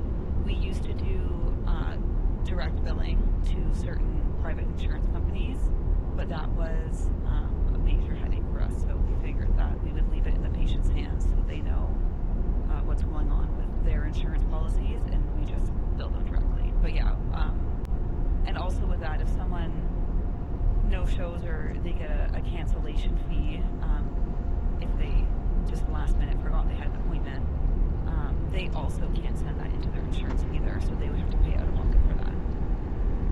So I guess like when I started the show, I was talking about misconceptions and that, and I was kind of, I wasn't laughing, I was it's that the misconception is that you're a doctor and independently wealthy, but in fact, you're a young entrepreneur who's trying to build a business with sales and the customer's very important. Absolutely, yeah. And when the customer doesn't come, it affects you. It affects other customers because they could have had that appointment. And it also affects your employees and everything because you don't have the money. You have appointments. And so in that fact, if I went downtown and bought a comic book shop, we would have a lot of similarities. Just selling a different product. Yeah, it would be if no one was coming in. Or, yeah, it would be if no one was coming in and buying your product. The thing about working somewhere retail or working somewhere hourly is that, you know that money's coming in, which is great. But let's say, another example again with my RMTs, because they are longer appointments, I wouldn't expect anyone to go to work and see I'm working from this time to this time, and then their boss go up to them and tell them, you know what, you're actually not going to get paid from 1 to 2 p.m. just because it's not going to be busy in the store. But you should stick around and work the rest of the day afterwards. That's kind of what you're telling someone that you've booked an appointment with. If you don't show up, it means that, yeah, that spot where you're supposed to make your living, you're actually not making that anymore. You're not getting that hourly wage that you already set up for yourself. And that could have been filled if someone else would have taken that appointment. And the common courtesy part that I was also joking about earlier is the fact that people can just make a phone call or text, because your office takes text too, right? Yeah, we do. And everybody has a phone, so it's a landline or something. I think it's the common courtesy and misconceptions, because like I said, it was a tongue-in-cheek, oh, you're a doctor, you're rich, you're wealthy, everything's good. No, you've got a doctor, which took a long time, a lot of schooling, and you're working very, very hard to have a business that's successful. And on top of that, your business helps secure people and make people feel good, correct? That's the ultimate goal, yeah. So, that being the case, I guess you get all kinds of clients. Yes, we call them patients. Patients. Ah, see? It's the business where it is. What's the client? No, they're not your clients, they're customers. Good thing I didn't say customer. Yeah, okay, so on that, you see all kinds of unique, different injuries. I'm not going to ask you about any. It's you have all of them. Yeah, you have all of them. But it's the important part that people are kind and respectful to your business, your staff, show up when they make their appointments, and everything works in good shit in a perfect world. In a perfect world, yeah. And that's where I was going with this whole thing today. It's the common courtesy part. Does it hurt me to make a phone call? Does it hurt me to hold the door open for somebody? Does it hurt me to be nice to somebody? Does it hurt me to, apologize profusely? Stuff like that, right? And it happened. And I want people to understand, like I can talk about anything. It's upcoming conversations in the show. I just got too far away from the mic. I picked up. Upcoming shows, I'm going to have a wrestler, I'm going to have a collector, I'm going to have different people that do different things. But it's really, really important to support small businesses because they keep the community going. The other thing I find is you're in the community trying to get by. You don't want people And then the same people come in and they ask you for money to sponsor teams and everything. And that's part of being in a small community. But there's only so much money and so many things that you can support. If, like, correct, you can't do like hockey, soccer, I don't know, curling, different foundations, because there's only so much money, right? Yeah, I mean, obviously people are going to ask everywhere if they can get donations. Yeah, we do get asked by a lot of different people for donations. We try and stick with the ones that we're involved with a bit more directly, and we do try and stick with ones that are a bit more directed towards children, because I find that, those are the things I'd rather fund. Well, I always, in my first show that I did, I talked about everybody having things that they support being different, and it's important because we all can't support the same charity. Because if we did, one charity would have all the money, and all the rest would go away. So, if you support one group, it's important that someone else supports the other, because if we all did one, we'd have a bunch of, 9-year-olds and their team driving around in a brand new bus to go from Huntsville to Bracebridge, and all the other kids wouldn't have even a ball to play soccer with or something. So I think it's really important to donate to what matters to you as a business. But is there a way that you would prefer that's done, like a letter being sent or an email, or what kind of request would you take if someone was to do that? People usually call or send an email first, and then they ask if they can come in and talk with someone, and that's what I like. So I like, it a little more effort is nice. That being said, I don't want people just showing up at the office asking for money. Absolutely. But yeah, I think an email just to reach out, or a phone call to reach out and test the waters, is probably the best way to do that when approaching businesses, seeing if they are able to. I know when it comes to the end of the year, some people are asking for certain donations and stuff, and by then you're kind of like, we've reached our limit for who we're sponsoring or what we're donating to, and yeah, so that's that. Sometimes we ask if we can help in other ways. Some places, like if they do silent auctions, we can donate like some sort of vitamins or massage gift card, things like that are sometimes easier to do as well rather than just cash. So it's always nice when they have different ways of how they need sponsors or donations, because then it helps us give a bit further as well.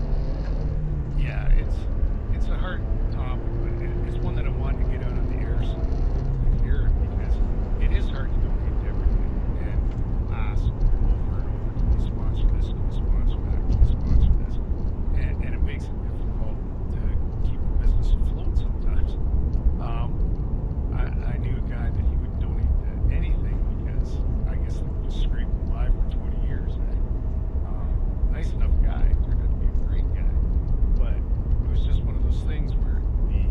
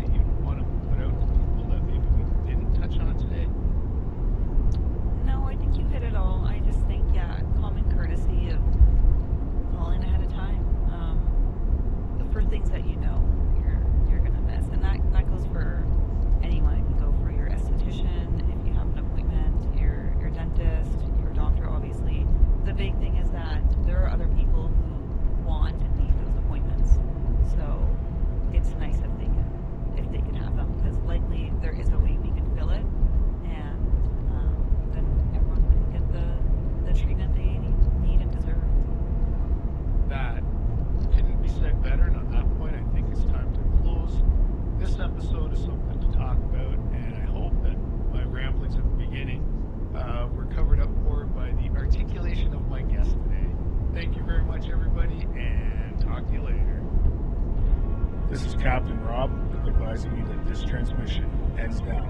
I'd like to thank you for joining me today, and I've hopefully given you something that you can talk about. Mr. Scott, beam me up.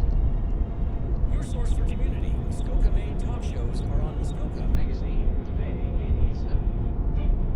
88.7. This is Touching the Past, your host, Trisha Markle.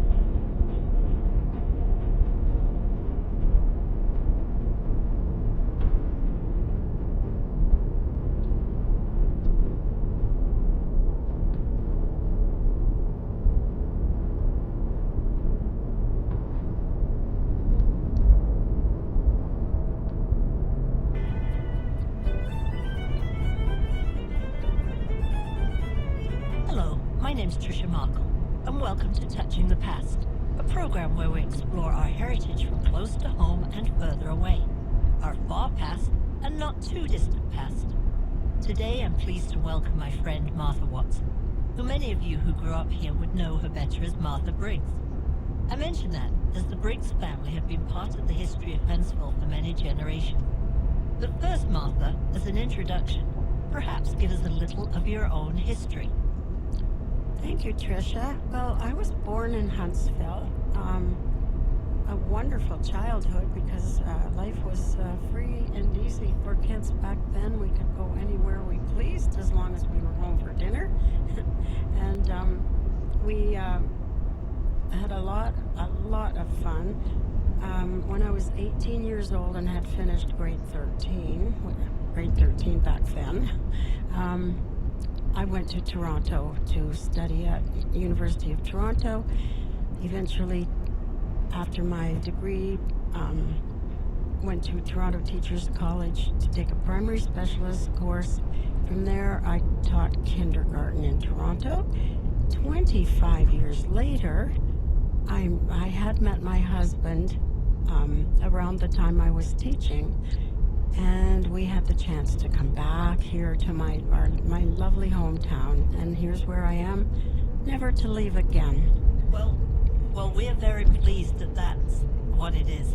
So Martha, I know from seeing the Briggs name scattered throughout the annals of Huntsville history that you must have had many insights into the town's past that are actually not in the history books. And from knowing you for a while, I think I know what your favorite story is. But now I'll pass things over to you, and I know the story that I think you're going to tell. You do, Tricia. You know me well. This is my favorite story because I feel it's very significant. It has to do with the clock in the tower of our town hall and how that came about. My father's father, Edward Hugh John Briggs, emigrated from England in 1908 and was watchmaker and jeweler with the Harry Booth store in Huntsville until he enlisted in the Canadian Army in 1916. Upon returning to Huntsville in 1919 and being discharged from the Army, he opened E.H. Briggs Jewelers, where Muskoka Jewelry Design is now. It has always been a jewelry store, and my father would be very happy to know what's happening there now, that the jewelry store that is there now. The town hall was being built in 1926, completed in 1927 on the main street. And during the construction, it was discussed whether the town could obtain a clock to fit in the town hall tower. Well, it just so happened that the old railway station in Toronto was being dismantled, and they were selling the clock from that tower. in order to build Union Station as it is now. The town council heard about the clock, and my grandfather was asked to investigate the clock's size and suitability to fit into the tower here. It would be quite an engineering job because it had to be modified to fit the clock tower in Huntsville. But my grandfather decided it would be possible. And Mr. Charles Paget bought the Toronto clock and donated it as a gift to Huntsville. Very generous. Councillor Tom Millist and George Ralston, the town's engineer, accompanied my grandfather Edward, and where my grandfather took charge of packing the clock parts into boxes, I guess, and took the more delicate parts separately on the train back to Huntsville. That would not be an easy task either, because basically we've got 4 clock faces and all the workings and the springs and everything, so that would probably be an all-day job and very technical at the time. Well, I think it was much more than an all-day job, Tricia, because it really was an engineering job. I had to have new dials, hands, connection, and mainly the power weights had to be done. And my grandfather used special tools for those purposes with the help of my dad, Harold Briggs, and my uncle, Ted Briggs. My dad was a jeweler, and my uncle Ted was a watchmaker, so they were very much engaged in helping my grandfather do this. What's really interesting is that in order to get the correct weight in the pendulum, assorted pieces from my grandfather went to a car part place, a store, and he was able to use some of the old car parts to make the to balance the pendulum. So I think that's so interesting that he would have thought of doing that. There's so many stories hidden in history that we need people like you to bring out all these little anecdotes, because I never knew that, and I've spent a lot of time reading Huntsville history. Well, thank you, Tricia. I'm happy to tell you about this clock because it is very special to me, of course. The clock was officially started at 11 o'clock in the morning on October the 11th, 1927, where the Briggs family maintained it and made sure it kept very close time to that in a tower clock at that time. And that must have been very tricky. A jeweler in Toronto, a very well-known jeweler, Mr. P.W. Ellis, pronounced the work of installing this clock a magnificent job. So that was a bona fide accolade to our town hall clock. I just wish I had asked my father what it was like when that clock started, because there must have been many, many people gathered around to watch it as it began. And I just, typically of a kid or a young person, a daughter, a son, I didn't ask enough questions of my father. However, I think we all suffer from the same thing. I don't know how many times I've heard Alan say, I wish I had talked to my grandpa. I wish I had asked this. And one little example is lots of his father's friends referred to his dad as Rolly. And we'd love to find out how come he got that nickname, but there's no one left to ask.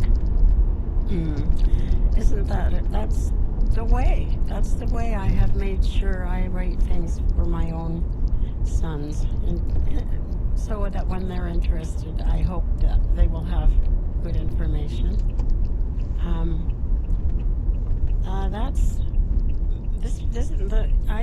I obtained this information from my dad, my Uncle Ted, and also younger brother of those two, Rickson. as well as my Uncle Ted's wife, Hattie Briggs. And also memories of the story told to me by my dad. I have my own memories from what I've gleaned from what they have told me. I always knew the story of the purchase and the installation of the clock. I regret I didn't question my dad more, as I said before. The mayor at that time was H.E. Rice, and so I'm sure that they were there with the town councilors and many citizens of our town to watch that clock starting. My Uncle Ted, watchmaker par excellence, made sure that the town hall clock kept meticulous time, and for that reason he walked from Briggs Jewelers at 68 Main Street East to the train station in the West End to set his pocket watch at the official time. He in fact did this at the same time every day, so people en route would indeed set their clocks according to my Uncle Ted's passing their shops or their homes. He and my dad took turns changing the clock's time from Eastern Standard to Eastern Daylight Time and back. The official time to do that is 2 a.m. So that is when the town hall clock's time was changed. Well, we're going to take a moment here, and we'll be back with more of Martha's story, but touching the past. Hunter's Bay Radio, 88.7 The Bay. Well, welcome back to Touching the Past. I'm Trisha Markle, and my guest today is Martha Watson. We've been talking about the town hall clock, and Martha has lots of insights into the story of the clock and the people that helped put it there. So I'll hand you back to Martha right now. Thank you, Tricia. As I said, the official time to change the clocks back and forth from standard to daylight saving time was 2 a.m. So that is when the town hall clock's time was changed. On occasion, my dad would take me up into the tower to see the wheels, the pendulums, the weights, and all those metal bits and pieces tick-tocking away. It was magical. In the middle of the night, it was often misty looking out on the town. And those were very special times with my dad. So every time I look at that clock now, I'm so grateful it continues to run. And I'm so grateful that it is well cared for, and that it's a real hallmark of our town. And I just hope that it just keeps on and on and on, ticking away. Now, my grandfather bought the jewelry shop, which is where Muskoka Jewelry is now. And my father and my uncle, who were living here with my grandparents at the time, they had a little house just across from the Presbyterian church, where there's a parking lot. It would be beside where the restaurant is now, the Portuguese house. And there was no indoor plumbing. It was very rustic, and I think the winters were very severe for them because they had come from the south of England and they weren't used to the climate in our country. However, some of us, I'll interject here, some of us never get used to the climate here. Yeah, well, some of them, yeah, and me included. Yes, well, in fact, my grandfather decided he was going to go back to England. His family, the Briggs family, had several jewelry shops in the southeast of England, and for whatever reason, we really don't know. He decided he wanted to go back.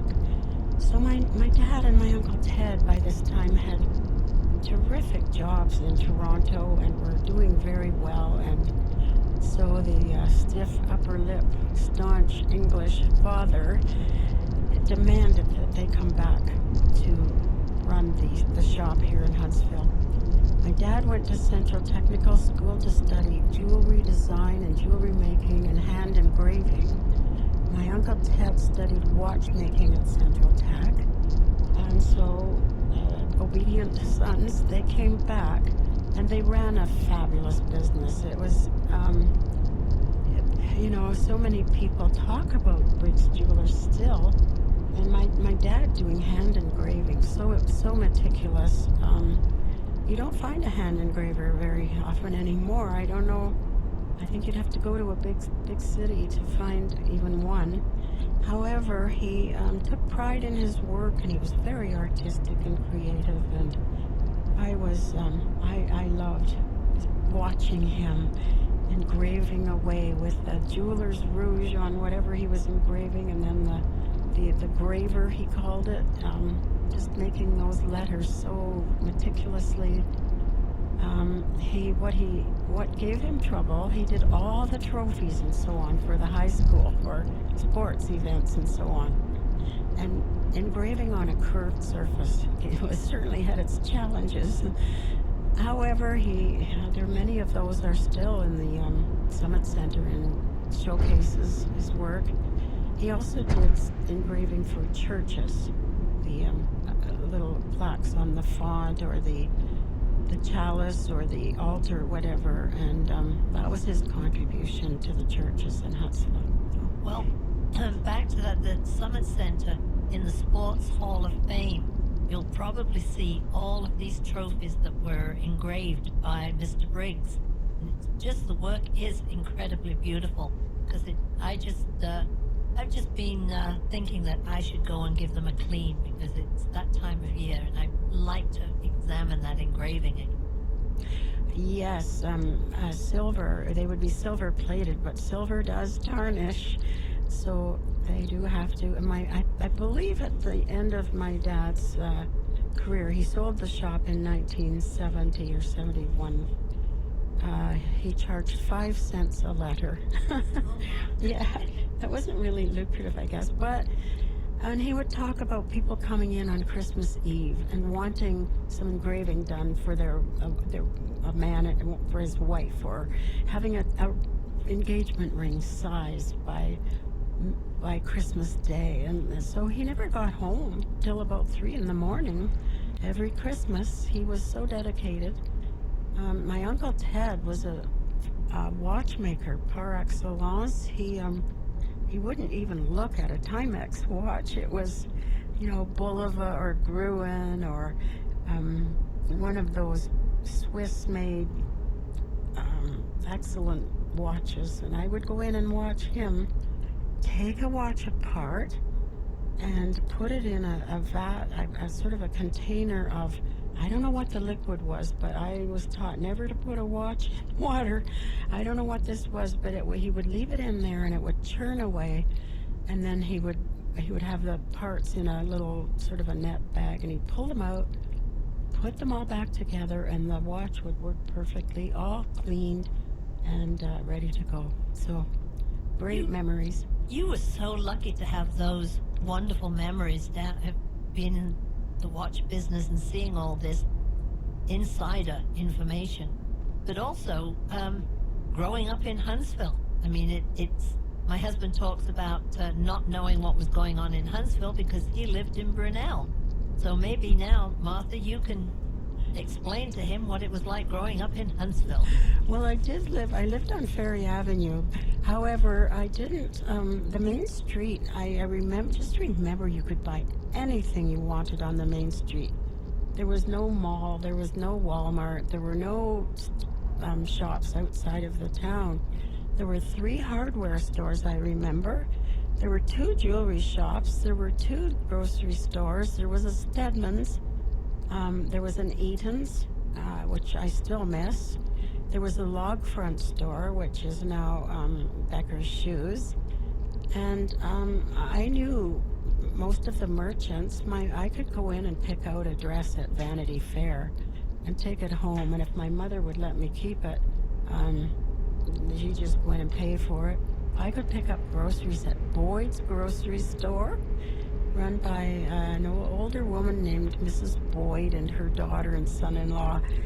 And things were in bins, and I could just go in and order something that my mother wanted, take it home, and my mom would be put on a charge account or something. It was a town where people really connected. My dad and his buddies in business, he had a great buddy, Paul Rice, who was editor of the Huntsville Forester, which was right next door to my dad's. Everybody knows that name. It was right next door to my dad's shop. And then McDonald's restaurant, run by Ken and Jack McDonald, was on the other side. Ruby's Menswear was beside, Men's and Boys Wear was beside the Forester office, which is now that Well, little but place. before you get any further up the street, I'm going to give you a little personal anecdote about McDonald's restaurant. In 1964, I managed to come to Canada for a holiday. And through a friend, I was able to get a ride. I was on my way to Sault Ste. Marie, and they thought I'd like to see a lot of the country.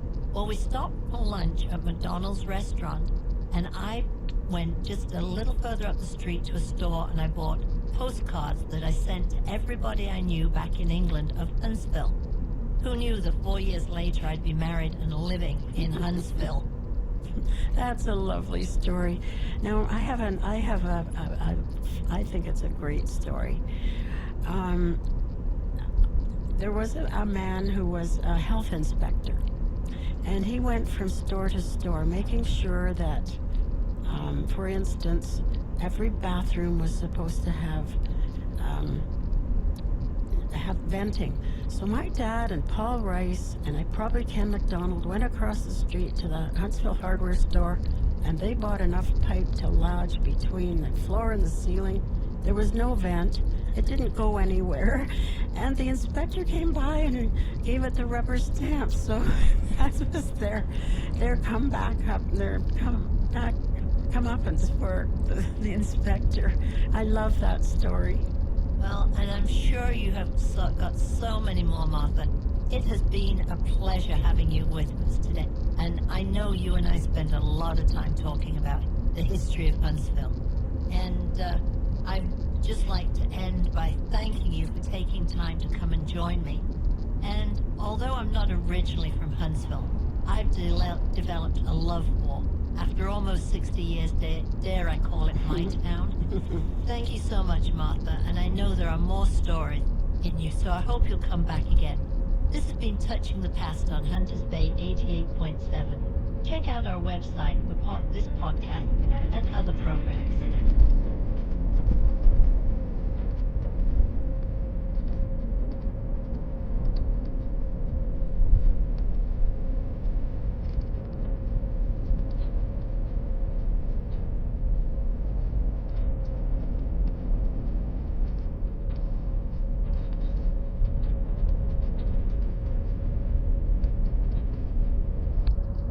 Your source for community. Muskoka-made talk shows are on Muskoka Magazine. The Bay 88.7.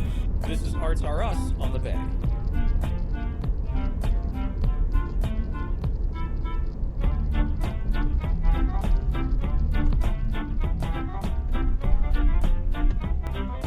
Good morning and welcome to Arts R Us. I'm Noreen Mitchell and I'm in the studio today with a special guest, Michelle Schwimmer. Good morning, Michelle.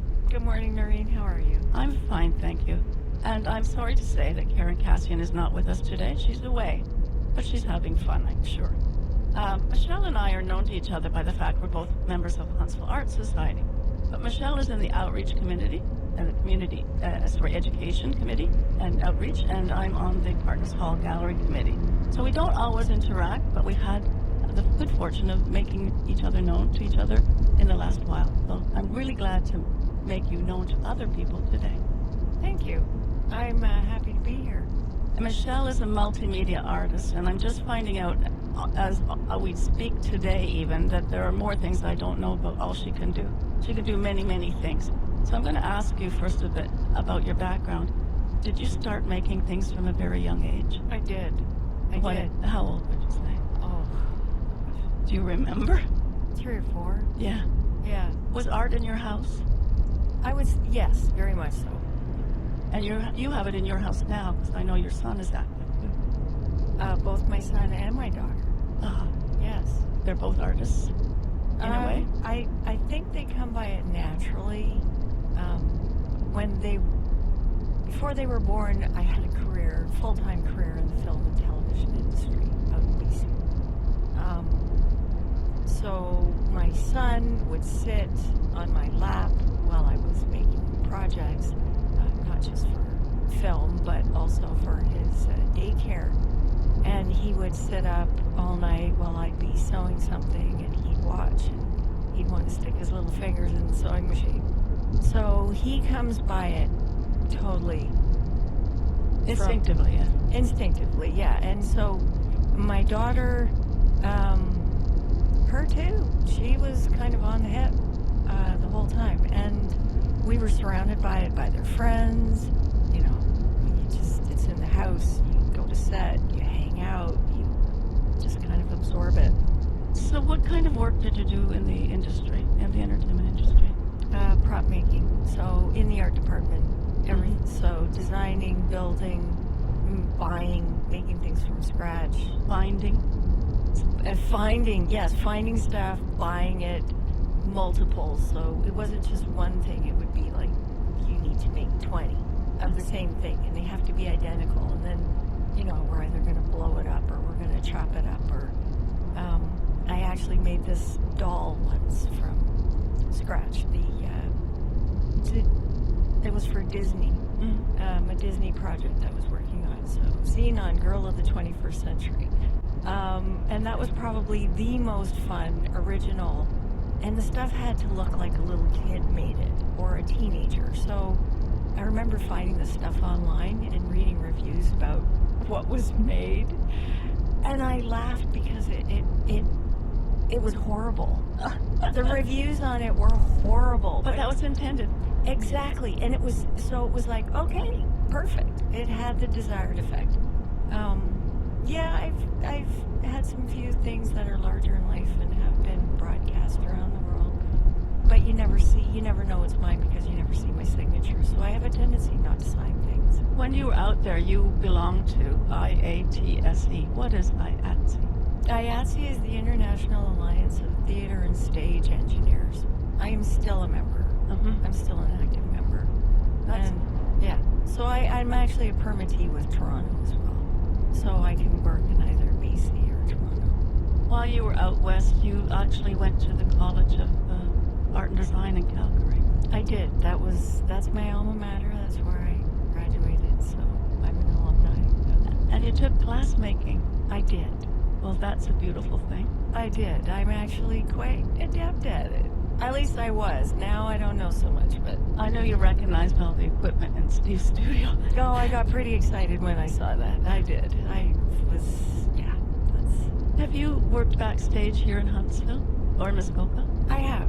What have you done? Well, I got really excited to do Jesse Cook. Oh, who wouldn't? Well, ironically enough, the very first time I saw Jesse Cook was at I believe it was the Orpheum in Vancouver. And a friend of mine had tickets. So they were given to me to go. And they were 2 tickets, and the friend, my partner at the time, my husband at the time, he couldn't come. So I invited someone else who was extremely depressed. And it was like, you need to come to this concert with me. So I took him to see Jesse Cook. And I sat when it came on. Natalie McMaster opened up, which was absolutely joyous. Good ticket. Oh, it was fabulous. And then Jesse Cook came on, and I sat for the first 10-15 minutes with my heart in my mouth, and I was swallowing back tears. Like I wanted to bawl. So once I got over myself, it was like the best. I'd never heard of him before. Anyway, so... And he's coming here to Huntsville in May. Again, which is great. And I've never missed a Jesse Cook concert that I can recall. So I've worked at pretty much every backstage. Jesse Cook. Bruce Coburn. Another great.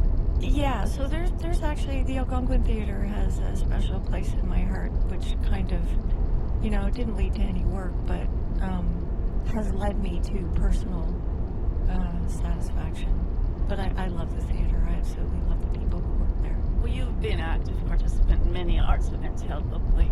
I'd like to ask about the Huntsville Fest of the Arts annual Downtown Huntsville Art Crawl. You were there from the beginning. I was. 2021. Tell us where you were that year. You remember? I was here. I mean, what location downtown? Oh, let me think on that. I had, I can tell you. Pharmacy. The very first one was in Pharmacy. And, yeah. And then you liked it so much, I guess, you came back the next year, and you were at, let me see, I know I have it somewhere. The record shop. That's right, yeah. And what did you do there? It was very interesting. That was a mobile, I know that. It was a heron. No, that was actually the next year, in 2023. Well, I have that you made the New York Times paper and magazines mobile. Yes, okay, yeah, I did a couple of those. And then you did a fabulous heron in 2023 at Kids Collective. Correct. And that's actually the one I wanted you to mention, and I'm glad you brought it up. It's, tell us about that. Okay, so I really love recycled paper and using things, how all of this, the very first art crawl was kind of a springboard from the education and outreach, which they wanted videos, the education and outreach, during COVID. During COVID, everybody was, so the art crawl was kind of a springboard from COVID. And I had been working on making mobiles, really simple ones for kids to do at home. They wanted videos. So that started off with the Huntsville Festival of the Arts. They had approached any artists who wanted to do videos, and I went, yeah, sure, I'd love to do this. So I came up with a video, and I made a whole thing, and I used that as the springboard for the very first art crawl, because I'd made so many demos. It was like, well, why not? They're really big, they're cool, and they're fun. And then for the second art crawl, I did another one. So all the recycled paper is magazines, toilet paper rolls, wax paper, the guts of the inside of this guitar string.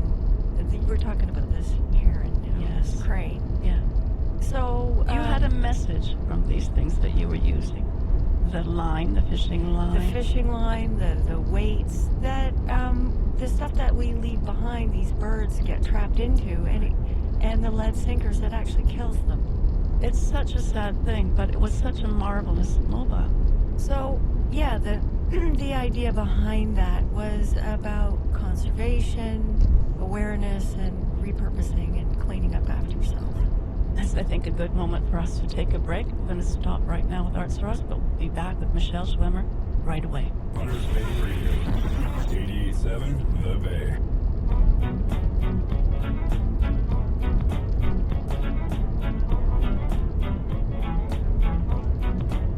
We're back on Arts for Us. I'm Noreen Mitchell, and I'm in the studio with Michelle Schwimmer. I'm a multimedia artist, and she was talking about mobiles she's made and being part of the art crawl.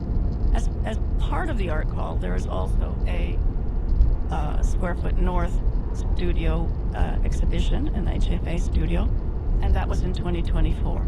You did 3 paintings each. There were 30 artists, so there were 90 paintings on the wall. So what did you put in that show? I put in some acrylic paintings. They were abstracts. They're kind of home for me, like I walk a lot, ski a lot out at Arrowhead, so for me the passing of the seasons is something that's it's alive and it's ever changing, so I like abstracts. so that the stuff on the wall isn't always the same. You never look at it the same twice. So I don't particularly go for representational oriented. So that was a great event, but at the same time, you actually applied for and were selected to be one of the participants in the Emily Carr Canoe Mural Project. And what was that like for you? It was fun. I had a great time. I had never used marine paint before, so that was interesting to try. It's a great paint. You got to work with it really fast. It smells really bad.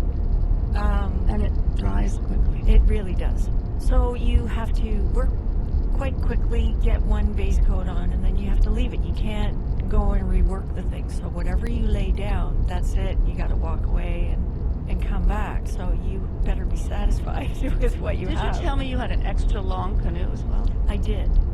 How did that happen? I think everybody just kind of grabbed their canoe and went, I'm not touching that thing. So for me, it worked out great because I was doing the old fir, and fir trees are huge. So Emily, the painting that I was working with was the old fir tree. And it was done around 1935, 1936. And it was, for me, it's an inspirational painting because it's about the old growth, the fires that ravaged in BC around that time. So it's kind of a look back at what happened through history and in her time. So for me, looking at that painting, it was what man does when they go in and clear cut what's left of a forest fire, whether it was in the morning, whether it's at dawn. Like, you can look at it in different ways. So I tried to make it something about hope. So that was in 2024 in June, and they actually were put up for auction last fall, in fall of 2025. Did your canoe sell? It did. Oh, do you know where it went to? I believe it went to Arrowhunt. Oh. There were 4 canoes that sold.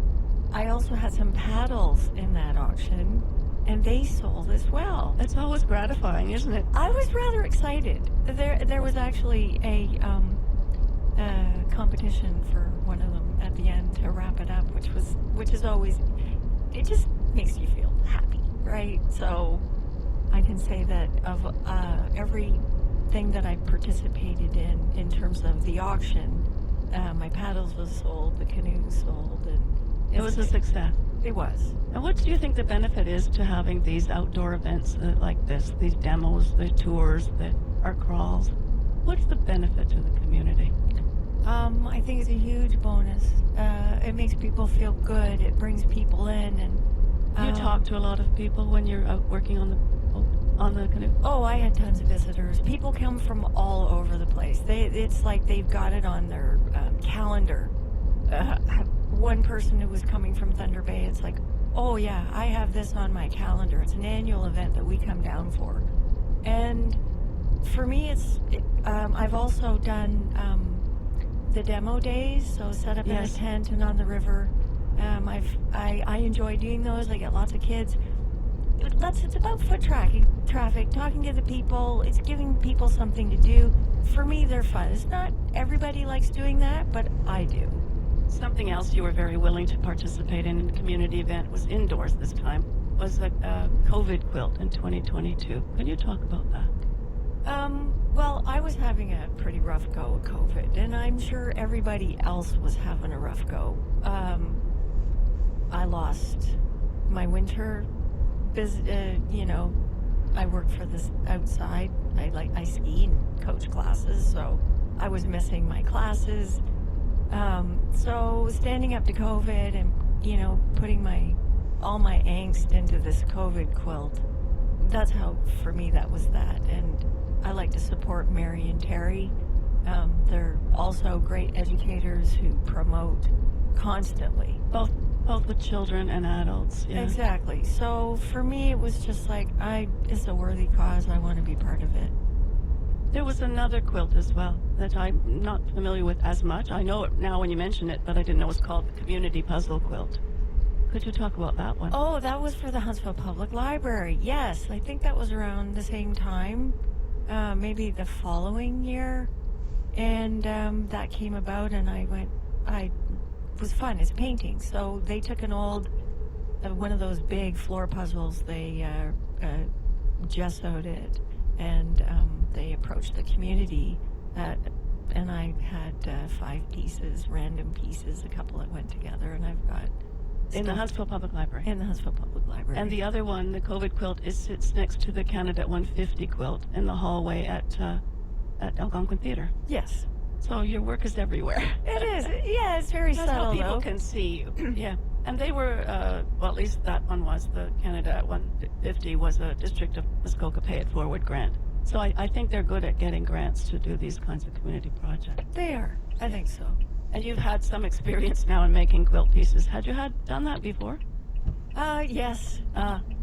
Along with all weaving and knitting and all the other things you do, and acrylic painting. So a totally different expression of your many, many skills. I know that you have artistic, literary, and organizational skills.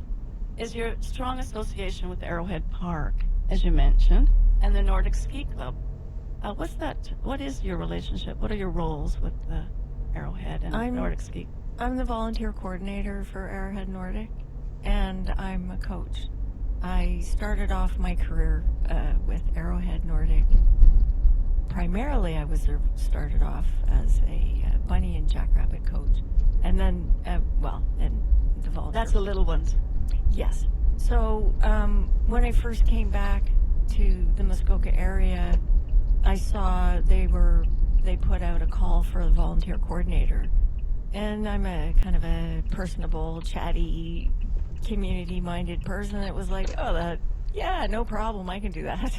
And haven't looked back. I think it's 15 years now. Well, they like you. Well, I really like them. I really like them too. We've already had one elementary school section of races, but there's one coming up. You want to talk about that?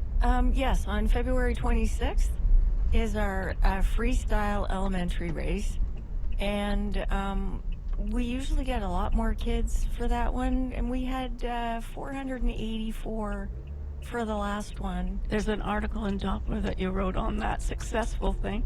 I did. It's the first thing that I actually wrote and put out there. It's a very good article if people want to find out more. So you're looking for some volunteers. How can they get in touch with you? They can contact me at arrowheadnordicvolunteer@gmail.com. Well, I hope you get some people helping out that day. And I hope there's still snow. I'm the melt we're in right now. Yeah. One of the things I want to bring to light were the 2 large face cutout stand-in photo boards which you made, meticulously painted, and they are a joyous thing to behold with people's faces popping out through them. Talk a bit about that. Well, I teach private lessons. Now I'm teaching private lessons. And they go 7 days a week. And I notice when visitors come to Arrowhead, they want to. They're taking pictures of stuff, but they're looking for some fun. There's a lovely skating trail, and I was walking along, and I'm watching people, and it's like, well, here's a fun thing. It's no cost. What could we do that would, promote the park and, throw the ski club in there somehow and put Arrowhead on the map every time somebody takes a selfie. And I put that forward to the club, and they went, yeah, what a great idea. And the park approved of it. So I undertook that project totally. And these are big boards. We're not talking little. No, they're quite big. And I'm also part of Friends of the Library. And I had a tour at the Bracebridge Library. I have to bring the Bracebridge Library in because it was there that I was able to transfer the artwork onto the boards and use their space to start it off. And it's truly a community project. And it looks so fun, like when you see the pictures of the people popping their heads through. Oh, it's totally fun. Absolutely fun. So, and they'll be there on the 26th as well? They're going to be there for the whole winter. Okay. So that's another thing you can see of your work. Your winter's busy. What happens in summer? In summertime, that's when I switch gears and I start working on, if I'm part of the art crawl, I'll work on the art crawl stuff, and I'll think about fall, but it's going to be devoted to getting my dog on the paddleboard and swimming and, just taking a bit of a break. Is there a way that people can find you? Huntsville Art Society, Education and Outreach, word of mouth. I'm not really good at advertising because I'm not really great with social media. I'm good at advertising everybody else and promoting, not so much myself. Well, thank you so much for coming in today and talking to us about all that you do. You do a lot. That was Michelle Schwimmer, multimedia artist. Right now I'm going to do a few listings and tell about some other things that are going wrong. First of all, I'll start with the visual arts. Currently on in Huntsville, in Partners Hall, there's the Huntsville Artists Show. It's a group show, and it's called Februation, and that will be on until 2nd of March. It will be followed by very interesting it's a collaboration of Huntsville Art Society with the Watershed Council, and it's called Watershed. And there will be a special speaker, Rob Stimson, at the reception on March the 3rd between 5 and 7 p.m. I think it'll be quite wonderful. At Hospice, right now, we have Pam Carnahan. At Huntsville Public Library, Deanna Wagg, photographer. And coming up at the council chambers will be a recent guest of ours, Arts R Us, Paul Ferris. He will be there from March to June. And at Mac on Main in Bracebridge, In Another Lifetime, I just went to see this exhibition on the weekend. It's fabulous. It's called Memory, Meaning, and the Objects We Carry Through Life. And it was very, very interesting. The special event that I wanted to mention is the Huntsville Festival of Music. The registration for that is currently open. There's another event, the Muskoka Authors Association is having a Zoom presentation on how short stories help you grow. And you should go to muskokaauthors.ca to find out more. That takes place on Wednesday, 25th, 7 to 8:30. Don't forget the Forest of Light at Sand Hill is on till March. New Adventures in Sound Art is celebrating its 25th anniversary, and they are having an open house on March 12th from 1 to 4 p.m. Speaking of anniversaries, it's the anniversary of the Gravenhurst Opera House this year. They have special events on March the 12th to the 14th. And I would just going to switch over to some things that are happening at Algonquin Theatre. But if I can't get them all in, it'll be just go to algonquintheatre.ca. And so there's some things coming up, and Jesse Cook, we mentioned, he's coming on May 5th. But before that, we're going to have SpongeBob the Musical from April 10th to the 19th. And don't forget Huntsville Theatre Company. We're looking forward to the Huntsville Theatre Company and Theatre Muskoka's presentation of the mystery, But Why Bump Off Barnaby? And that's at the Reen Case Theatre from May 6th to 10th. And I think that's all I have time for today. There's only one Hunters Bay Radio. We are Muskoka.